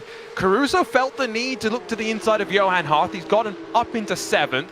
Charlie Collins, I think, also may have gotten past one of those Stormforce racing machines at the slowest corner in the track. So this is one of those races where, with this many cars in a line, and we are all indeed in one big line, including Cooper Webster, who's launched onto the back of the 29-car choo-choo train. You can force a move anywhere. You don't get much time to make it happen, though. We're on to the final lap of the race, this time by. Yeah, this sprint race just flies by in this sprint race, as across the line they go once again. So Job at the front, feeling the need to just make some adjustments to his car as he comes into that first corner once again. Lift off the throttle onto the brakes for the chicane. Look at how much force Job is having to put through that steering wheel. It just shows how fit these top esports athletes have to be in sim racing. And people might think, well, you just sat behind a gaming wheel and just sat in your living room. That's not the case here. You are putting in some physical force, especially with these high-end racing wheels that these drivers will be using. But heading down the Mulsanne Straight for the final time here in this sprint race, Pinto half a second back. He will still be feeling that draft though as they move up towards the first chicane here, Arjuna. We've got racing for the lead, we've got racing for 17th is looking a bit intense as well for Max Benneker. It's two red and black machines. At least this one leads to a relatively easy to identify Beneka alongside with Koiter as he tries to scramble his way back up through the field. Koiter's going to try and tuck back into line and, like I say, slingshot off of these corners using the draft, but it's easier said than done on the Mulsanne. It's traditionally, like I said, on that run to Indianapolis where we see it. Now, we are seeing the gamesmanship at the front of the field, though, as Pinto tries to break the draft. He doesn't want to get past Sebastian Job just yet. He wants to wait and maybe leave that move a little bit later, because if you're leading, you're punching the hole in the air. You're the sitting duck for those behind. As they come through the exit of that second chicane then to Pinto, it's all about timing your run. And you're absolutely right there, Arjuna. We've called races here time and again, and it is all about that timing. When do you make that run? And it's down towards Indianapolis is the famous moves that can be made here in the Porsche Tag Heuer Esports Supercup. Here we're on board with Zach Campbell, young man from Georgia, to the inside of Mulsanne corner. That's going to compromise both him and Alejandro Sanchez. Job starting to weave. He's got to be careful with that. He can't weave too much, or else he's going to get into trouble with the series organisers. Meanwhile, Campbell, Beaker, there's also Charlie Collins involved in this as well. Together, we've got moves for the front as well, because Pinto trying to get to the head of the field with Sebastian Job alongside him into Indianapolis. Who's the last of the late breakers? Well, it appears it's Pinto. Job, though, trying to get the cutback, and Sanchez rockets up to the back of these two. It's the three-car race for the lead right now. All about the run. Out of Arnage corner, heading towards the Porsche curves for the final time here in the sprint race. And again, a little bit of weaving here from Pinto at the front. Job, he has to commit to a side. He's gone to the outside of the Porsche curves entry here. Sanchez is looking. Job chops his nose off. He doesn't want him getting involved here. Side by side through the Porsche curves. You normally can't do this, but great respectful driving between the two of them. Job back to the head of your field. Pinto is running out of corners here to get a race win here. But my goodness, what tremendous effort from the both of them at the front of the field. Sanchez, he's in third place. He's not going to move forward here unless he makes a lunge. Sebastian Job, though, just has to keep it mistake-free. Through the final chicane he goes. Through the left, through the right. It's a left and a right again. Clatter over the curbs. And Sebastian Job, he takes the race win here in the sprint race of the Porsche Tag Heuer Esports Supercup. Wow, Arjuna. Tremendous racing between Job and Pinto, and great respect shown between the two as well. Joe keeps his championship hopes alive, and Diogo Pinto misses out on the race victory, but proves to us he's got the speed. It is Job from Pinto then, with Sanchez in third. Zach Campbell and Charlie Collins are two teammates, fourth and fifth ahead of Alessandro Beaker. Jordan Caruso seventh, crucially starting on the front row for the second main race, but it's Johan Harth who's going to be starting on pole position in the main race. Salvatellans and Lasse Bach round out the top 10. Sarika Kita, Bryn Collins and Stuckbeck, with Jamie Fluke, Oscari Line, Beneka, Kaita Nesov, and then in 20th place that was Arjuna, you've got our race winner. Sebastian Job, a race winner once again, and Seb, you keep your championship hopes alive for the time being, but now you've got to fight your way up from A. How do you fancy your chances? To be honest, I felt really good that race, pace-wise. So I fancy my chances a little bit, but I know that my straight line speed isn't the best, so we'll see. I'm not sure what other people are running though. But yeah, I felt like I had good pace, especially in the Porsche curves. So if I can just get right onto the back of someone, do a little bit of ascent, then hopefully I can slowly make my way forward. So interesting. You're not running minimum downforce. You've got something to try and make it a little bit better through the corners. No, I think everyone's running minimum downforce. It's other parts of the setup where you can get a bit of top speed, which I won't go into. I tried. Yeah, but everyone is running minimum wing, so. Still one race to go, Sebastian. Congratulations on the victory. We'll see you in that main race. Thank you. And so as we wrap up with the sprint race, move our attention over to the main race, here's how the points are looking, Paul. Yeah, 61 points between Caruso and Job. That is still on, is that championship. It's still on. You never write this one off yet here in the Porsche Tagore Esports Supercup. Zach Campbell in third place now has got a bit of a lead, 32 points clear of Alejandro Sanchez going into this main race here. Pinto in fifth ahead of Charlie Collins, Biko and Johan Harf, Webster and Sarika. The race for the top 15, it's now just 10 points between Lasse Bach and Oskari Rine. A really good result for Lasse Bach, finishing in the top 10 of that opening race, Arjuna.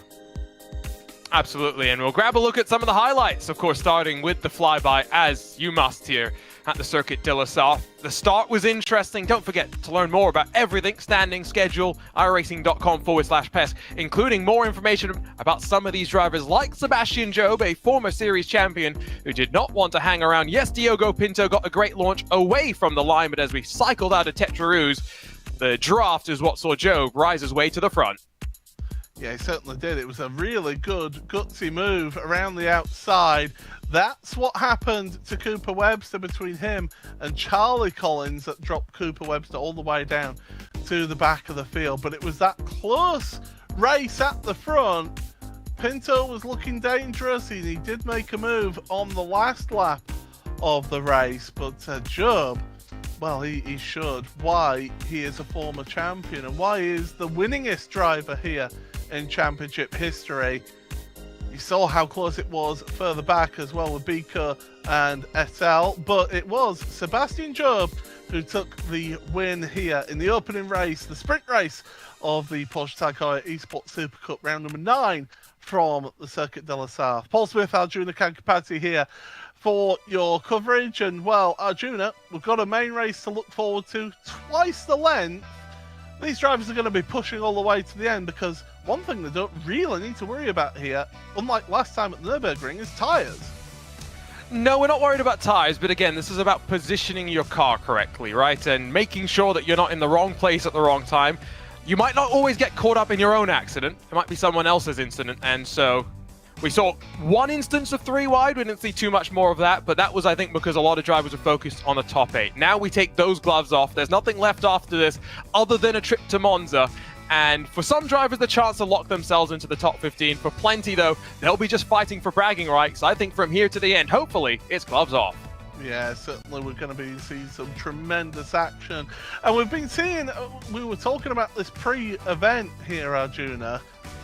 The rookies, they've been really sort of hit and miss of how things have gone as we see our drivers, or a selection of our drivers here competing here today. But the rookies, it seems that they've been able to get 1, maybe 2 good rounds of the championship, but they've not been able to keep that consistency like those who have got multiple years of experience. It's the second season syndrome, right? That sometimes you come in, you're a little bit more settled after the nerves in the first season. Yes, you've been on the road to the World Championship, but being in the World Championship is a very different kettle of fish once you're fighting for the prize money, once you've got the pressure of expectation as well, but we're ready to go for 6 laps. So it is Harf and Caruso on the front row of the grid, with Biko and Charlie Collins on row number 2. Zach Campbell and Alejandro Sanchez share row number 3. Fourth row of the grid is the front 2 from the sprint race, Pinto and Job, and then they start where they finish. Salvatore and Lasse Bach on row number 5, with Marina Sarika and Luca Kita on row number 6. 7th row of the grid for Bryn Collins and Matthias Stuckbeck, with Jamie Fluke and Oskari Rine on row number 8. Row 9 for Max Benneker and Sam Kaito. 10th row of the grid for Alexei Nesov and Oscar Mangan. Quentin Violate on row number 11 with Christopher Nambitz. Julian Sonin and Thomas Tetela on row number 12. And then the final few rows of the grid here for this main race. Kevin Nielsen, Bobby Zelensky, Gustavo Ariel, Cooper Webster and Simone Marino, oh my goodness. It's been one of those days today. Maria Marcheno. Get the teeth in, Paul. But as we get the flyby from the Air Force, Arjuna, we've got about 3/4 of a minute here. it's all about a good launch and just trying to get yourself into a pack where you can be moving forward. We saw that effectively the choo-choo train ran all 29 cars in that first race. That included Cooper Webster, who had his incident through the Porsche curves. It means if you are in trouble, you're not totally out of it, you're going to have to fight your way back forward to the front, yes, which is why Sebastian Jobe was so willing to work his way to the front and grab the sprint race victory, because from 8th, he thinks anything is possible. Well, we are getting ourselves set for this main race here at the penultimate round of the Porsche Tag Heuer Esports Supercup. Drivers will pay their attention to the starter's gantry, the revs rise. We are green flag racing here at Le Mans. And it's a good start from Johan Harf on the front row of the grid. Alessandro Bica is trying to force his way through towards the front of the field. It's a tremendous launch for the Williams Esports driver. Bica to the head of your field as we head on into the first chicane.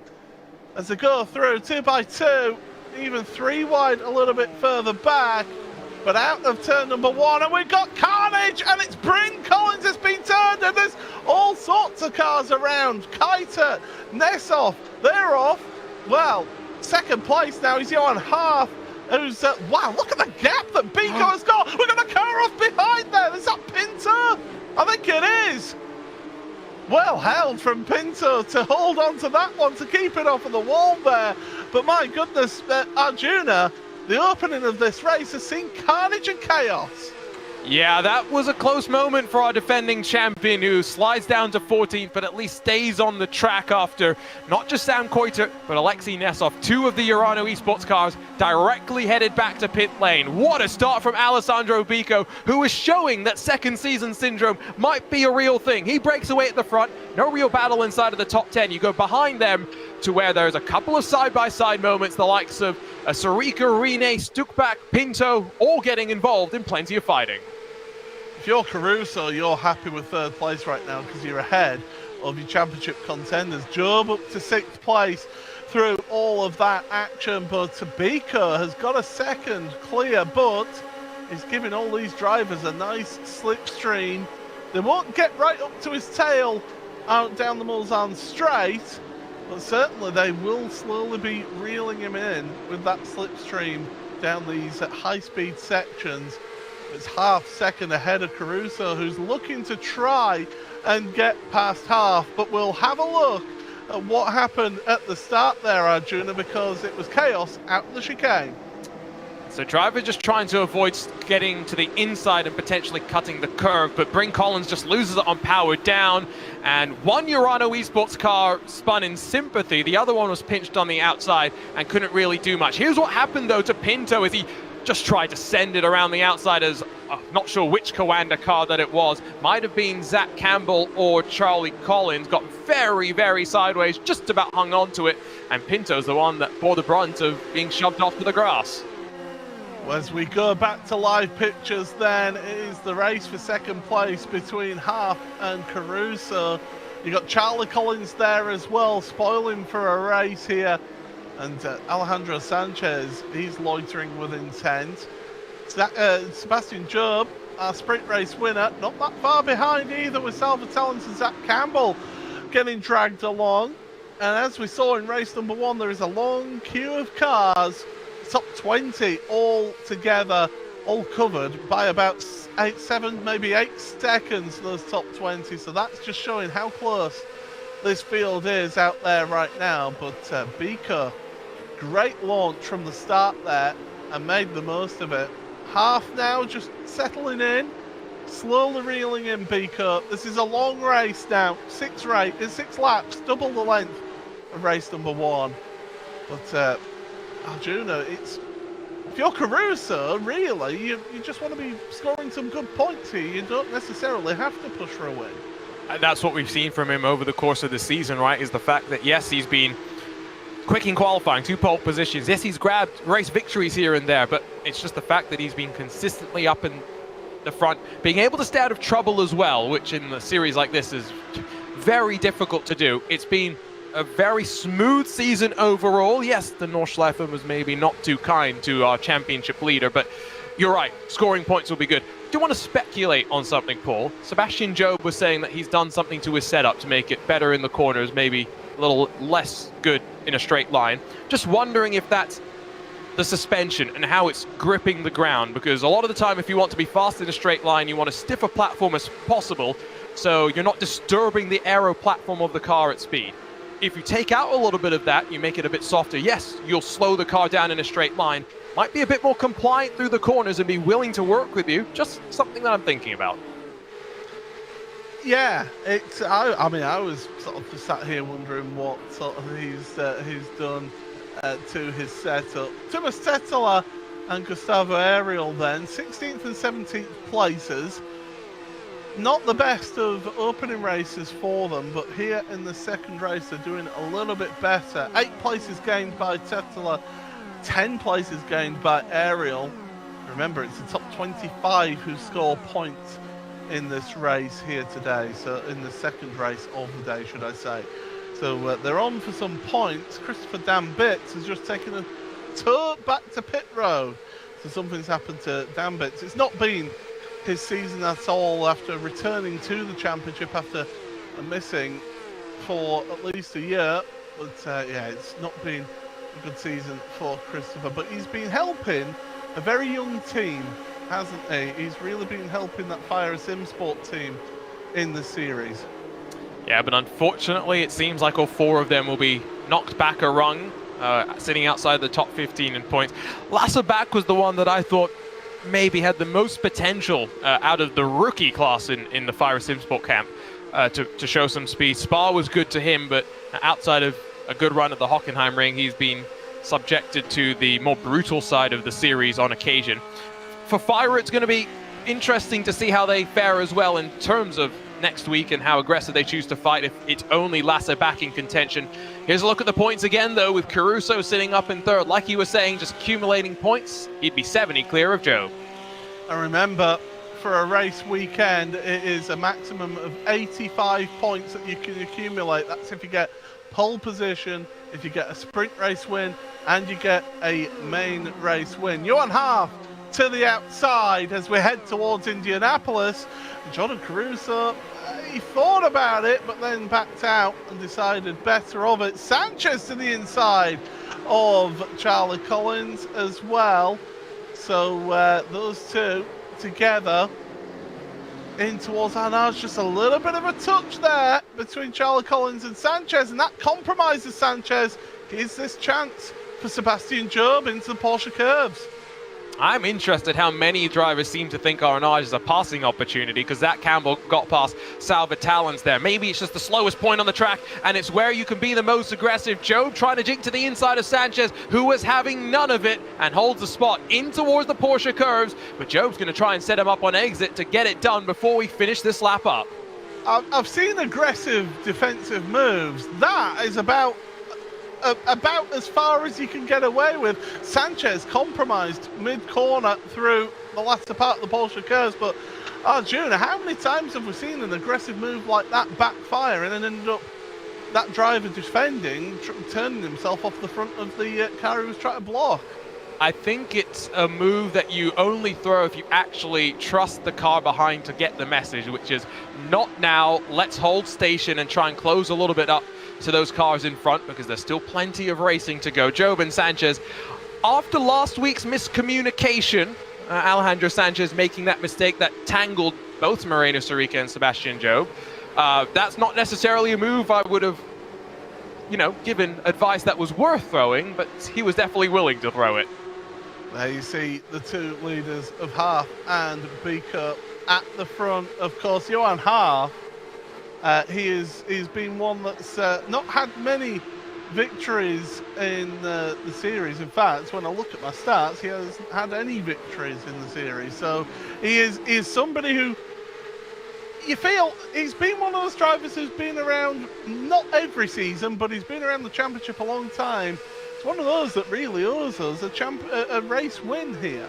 It's one of those drivers like Bobby Zelensky that can kind of do it all, right? We've seen Johan in the now returning iRacing Grand Prix Championship Series, as it was leaked on the iRacing Downshift podcast. Will be interesting to see if Johan tries to qualify for that again. Over the top, though, we look on board with Charlie Collins, who is going to get past Jordan Caruso, who shed some points in the championship equation. The margin back to Job brought down, albeit slightly, and now Job just that touch closer to Caruso as well. It's only 3 points, yes. I think the more significant thing is the fact that there is now only Sanchez that splits Caruso from Job. And we've seen how aggressive Sanchez has been here in this race so far. Don't think that he won't be looking to make some moves forward in this one as well. So, this could be an opportunity for Job to get, well, in and around Caruso, and he'd want to get ahead of him just to really start cutting into those points as well. As we head on out of that second chicane, and still half at the front. Those Stormforce cars have been really quite close in terms of speed, as Biko to the inside of Mulsanne corner as they go too wide into that one at the front. But it's not just at the head of the championship which we're focusing, Arjuna, is it? Because that top 15, that is crucial for getting you a guaranteed slot next year. Max Benecca's not had a great day, and so now he's right back onto the bubble. Just 8 points separated from Lasse back in the top 15 mix. Behind, you've also got that 40 machine of Julian Sonnen for RHG as they try to hold one car in the series. So much left to play for. 2 wide, 2 rows deep, in towards Indianapolis once again. Biko with the shove from Charlie Collins, and Biko slots in front of Johan Hart. There's another swap around for the lead, switches around. 4 laps to go doesn't sound like a lot of racing, but we've got to remember how long the laps are and that every corner is realistically a passing opportunity. Yeah, it certainly is. And these drivers, they have plenty of opportunities. And it's a really sort of tense fight at the front of the field right now. And you can almost cut the... there was a great cricket commentator who used to say you used to be able to cut the atmosphere with a cricket stump. So it really is quite tense up there. Pinto on his recovery drive is now just down 3 places from where he started, up into 10th place. Jamie Fluke is dropping down the timing screen, so something's happened to Jamie, the Northern Irishman, and he's somebody who's been ever present in this championship, but it's looking increasingly more and more difficult. He's in that sort of bubble region, isn't he, to stay in the championship? And Jamie has had a tough season. He's also going through a bit of a tough time right now, so our thoughts are with him as he goes through this. He's still having to compete as well, and so that's only dropped him down to 20th, so he's still going to be able to potentially fight his way back forward with 3 laps in the books and 3 laps left to run. Yeah, halfway in this race then, it is Biko from half. Charlie Collins in 3rd place after that move on Jordan Caruso, dropping Caruso down to 4th place.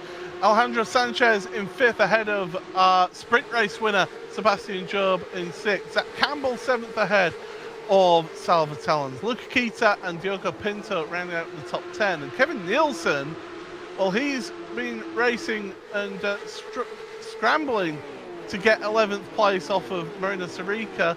Those two have swapped places, so 11th and 12th places. But let's give you a little bit of the sights and sounds of everything going on with our Buzz Full Throttle.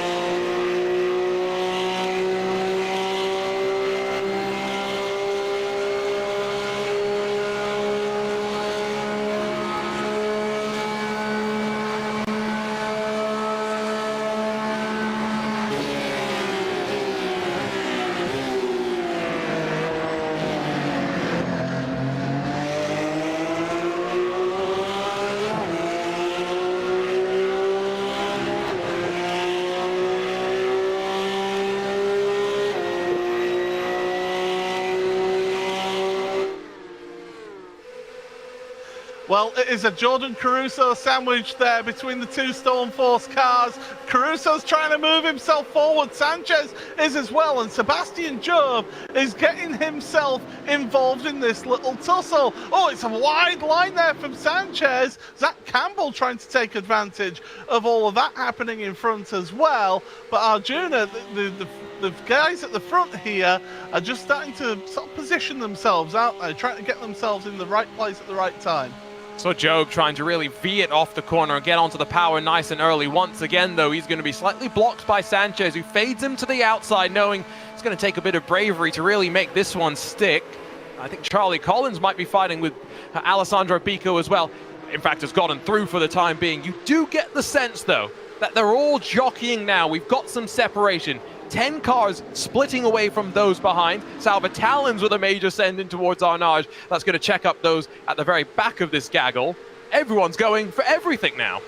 This feels like a breakaway at the front of a bike race here, and people just trying to position themselves in that draft, in that slipstream, as Biko now takes advantage. Collins was compromised through Arnage, and that just allows Biko to get back to the head of the field. As we go through this spectacular section of the Porsche curves. And these drivers, well, they are just so millimeter perfect every time. The level of competition here in the Porsche Tag Heuer Esports Super Cup is absolutely sensational. Some of the best sim racers in the world of sim racing, but these drivers heading towards the start of the penultimate lap. To your Sebastian Job now, you're itching to move forward and get to Jordan Caruso, I feel.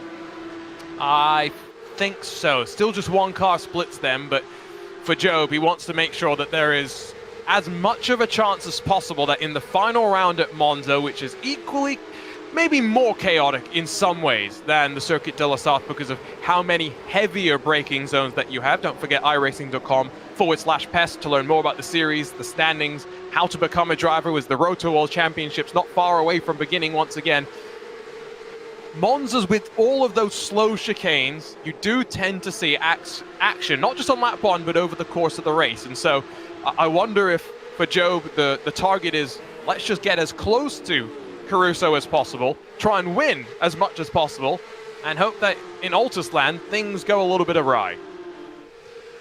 I mean, Caruso, throughout the season, I can only think of the contact that he had at the Red Bull Ring, and then not the best of rounds at the Nürburgring, but even then he finished in the top 10 in the main race, did Caruso last time out at the Nürburgring. So he's just, as you say, that consistency, that level of consistency, as Charlie Collins goes to the head and Johan Hath follows him through into second place. It's just been that consistency that's served him so well in this championship, whereas the other championship contenders have had some bad runs. I mean, Zach Campbell, you look back at it, you know, Manny Core going into Long Beach, it was just not a good round in the championship, as well as Circuit in the Americas. Yes, and I think Zach Campbell after Magny Core basically thought his championship hopes were done and dusted, but looking after that, if he had less bad luck, he could have been a little bit closer to Jordan Caruso, all things considered. Did see a big block by Fire Simsport, by the way, who run now 11th, 12th, and 13th, and hold a little bit of a gaggle behind with Ariel, Sarika, Tatalarine, Mangan, Fluke, and Sonnen. So you can see them working their way down the Mulsanne directly behind as well. But here we go, half back up to the inside as we've got 2 laps to go. Surely you want to make sure you're inside of this front four if you want to win this race at this point in time. Yeah, you need to be up there at the front. There's Kita and there's Salva Talons then. Luca Kita at the 10th place. Had a really good sprint race last time out, don't forget. Got a podium at the Nürburgring. Salva Talons has shown sort of periods of speed. Don't forget that start that he got at the Nürburgring last time out in the main race, gaining 3 places in the opening 2 corners. He knows what he can do here in this championship, and that's what he's doing. Look at Job. Job's going around the outside there of Sanchez. That's going to be crucial, and Caruso's feeling the need to actually block off Job here. And this, Joe for a moment I thought was going to be able to get off the corner well, but he spooled up those rear tires a bit too much, tucks back into line, and I'll be a little worried if Zach Campbell's going to really try and force some offense on him as they work to the Porsche curves. See the separation, just 1 moment of fighting, already 1 second opened up between 3rd and 4th position. Caruso inside, Sanchez outside, into the Porsche curves for the penultimate time, almost contact, and Sanchez is going to stay there. Oh, Caruso's into the wall. That is big for your championship leader. Into the wall. He's keeping going here. He's dropped down to 9th place right now in this one. But Sanchez and Job's running wide there. He's made a mistake as Job. He's dropping back here to 9th place now. So something's happened to Sebastian as well. It must be a slowdown penalty, surely. My goodness. Well, drama here in this. Towards the end of this race, we've got 1 more lap to go here. Johan Harf and Charlie Collins, they're not paying attention to any of what's happening behind. And Job again running wide out of that final chicane. He's feeling the pressure here, now down to 10th place. And now, if you're Caruso, surely you've just got to hold on. He got away without damage, it seems like, on the Altus car. Let's take a look at that moment again and just see if Caruso did pick up any damage or not. Look on board with Sebastian Job in that Oracle Red Bull Racing Esports car as Sanchez commits, and it's bravery from the Stormforce Apex Racing Team car as well. Now, I can't tell if there's contact there. It is a half hip check.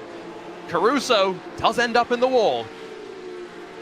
Now, it's, Job got into the back of Campbell. He had to back out of it there. And then he hit the grass on the exit of the Porsche curves. It wasn't a slowdown penalty. Look who's gone ahead, by the way. Diogo Pinto. What a recovery after almost ending up in the wall after the S's on lap number 1. He's back up to where he started.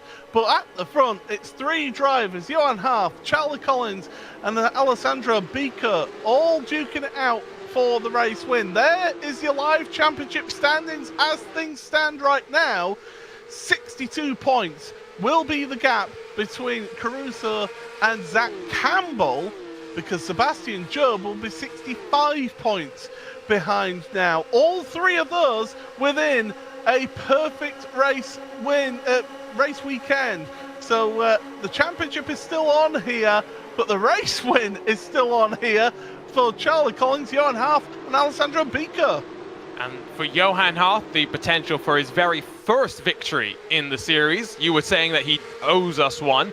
For Charlie Collins, some redemption after what's been a couple of bad rounds, unfortunately, for him, and an opportunity to be back at the front. For Bico, he's come alive in his 2nd season, and I can guarantee you he is going to be looking to try and take it 3 wide. It's Harth on the outside, Collins on the inside, who goes deep in through Mulsanne as we work our way to Indianapolis for the final time. Oh, that was a big contact between Harf and Collins. Harf drops back, Bico's got the run on them.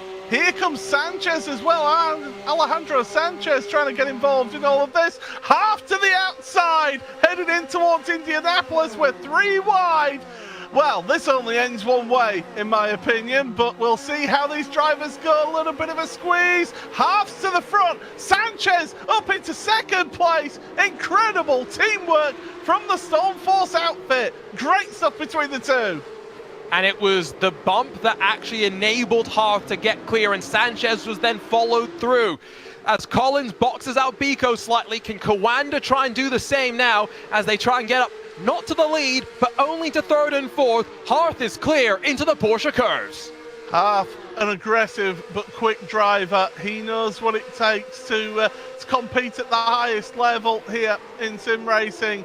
He'll be hoping to get himself a race win here, finally, in the Porsche Tag Heuer Esports Supercup. He's got podiums under his belt. Caruso's dropping down! Caruso's dropping down the order on the timing screen! What on earth has happened to our championship leader? And he's out! He is out of this race! Oh, that is huge championship implications here! We'll have a look at that after the race, but at the front of the field here, It is Johan Half. There's the live points now. 41 and 42 points between your championship leader and third. But Johan Half, let's not take this away from him. The Frenchman, it's his first ever win here in the Porsche Tag Heuer Esports Supercup.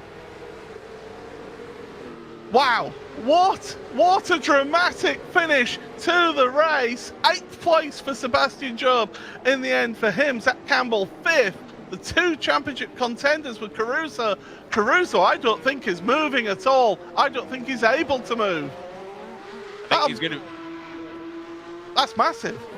I think he's going to be scored down in 25th position, which means I think he'll get a solitary point out of this main race. But after a season of staying out of trouble with the light at the end of the tunnel right there, we head into our Boast post-race show with the championship turned on its head.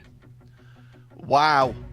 We said he hadn't had a bad round. Well, this could be a sensational finish. But Johan Half, after all these years, finally gets himself a race win here in the Porsche Tag Heuer Esports Supercup. His teammate Alejandro Sanchez is right there with him in second place. Charlie Collins rounds out your podium here with Alessandro Bico and Zach Campbell 4th and 5th places. Salvatelon's in 6th ahead of Diogo Pinto with a good recovery for him into 7th place. Sebastian Job, he finishes where he starts, but that does not tell all of his story here in this main race. Matthias Stuckbeck, great result for him, and the Fire Esports SimSport team with Kevin Nielsen as well with him. Lasse Bach rounding out in 11th place ahead of Gustavo Ariel. Moreno Sarica, Thomas Tetela, Oscar Rinne ahead of Julian Sonnen, Oscar Mangan, Jeremy Flug, Luca Kita and Bryn Collins rounds up the top 20.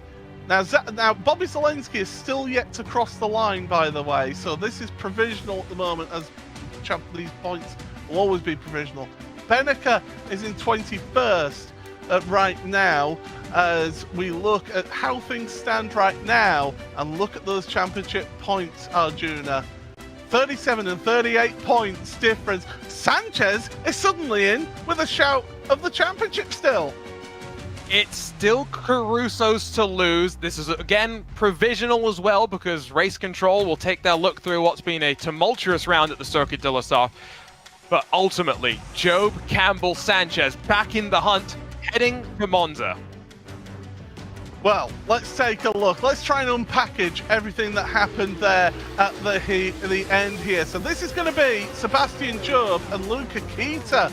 This is the run down towards the Indianapolis section of the track. Oh, Job and Kita get together, and Caruso was involved in that one to start with. So Caruso, he had a heart-in-mouth moment. Kita ends up getting dumped off the side of the track there with that one. Now, let's look at what happened to Caruso. And you'll notice that it is going to involve the Oracle Red Bull Racing Esports car as they head up to the Porsche curve. So as they go too wide, a couple of rows deep, Fira sits behind in their 3-car tandem. Joe pushes wide. Oh, there's a bit of air between the two of them. I wonder if Fira SimSport from behind also maybe got a bit of contact with the left rear of Caruso that really spun him around. But we'll take a look at the replays after we have a quick chat with some of the drivers. And so I think it's time, Paul, for us to finally talk to Johan Harth, who is not just a competitor in the Porsche Tag Heuer Esports Supercup. It's Johan Harth, race winner in the Porsche Tag Heuer Esports Supercup. Johan, we were talking about this, I feel like it was just a couple of rounds ago, about how you've not had maybe as many podiums and victories as your speed sometimes should warrant. What came together today? Congratulations. Oh, teamwork came together today, yeah. This one is just Alex only. I had no right to be P1 after the last lap, but luckily he was the one that did him, and he pushed me to victory, so yeah. Thanks to him. You went to the outside in towards Indianapolis with the shove from Alex. Were you guys talking on the radio and communicating, or how are you working through that situation? All instinct. We were in a different channel, so yeah. I saw a gap on the outside, on the left of Alessandro, I think was in the middle, and yeah, I went where the space was, basically. Well, Congratulations, Johan. First victory, and I'm hoping not the last. We'll see you in a couple of weeks' time to close out the season. We go to the teammate that gave the shove that led Johan Hart to victory lane. Alejandro Sanchez joins us now. Alejandro, second here today. Championship hopes kept alive. Johan's victorious. Sounds like a good day for the Stoneforce Racing team. Yeah, very happy for the team. We managed to finally have some good teamwork in the last lap. I was struggling the whole race with understeer, so quite happy to finally get close to the leading group in the last lap after some incidents around me. But yeah, super happy for Johan as well. It's his first win. And yeah, overall quite a solid points haul this weekend. So yeah, quite happy. I'm going to ask about the championship situation. You're about 50-something points back. However, this season you've had 40 penalty points. What does that mean in the context of how you reflect on what's been a crazy season for you this far? I mean, I've messed up sometimes, and I've been at the other end of the stick some other times, so I cannot really complain too much. It will be quite hypocrite of me. So yeah, not really gonna complain too much. I could have done better some stuff. I could have more luck, of course. But yeah, quite a solid season. Really happy with my qualifying performances so far, and yeah, we'll see what Monza prepares for us.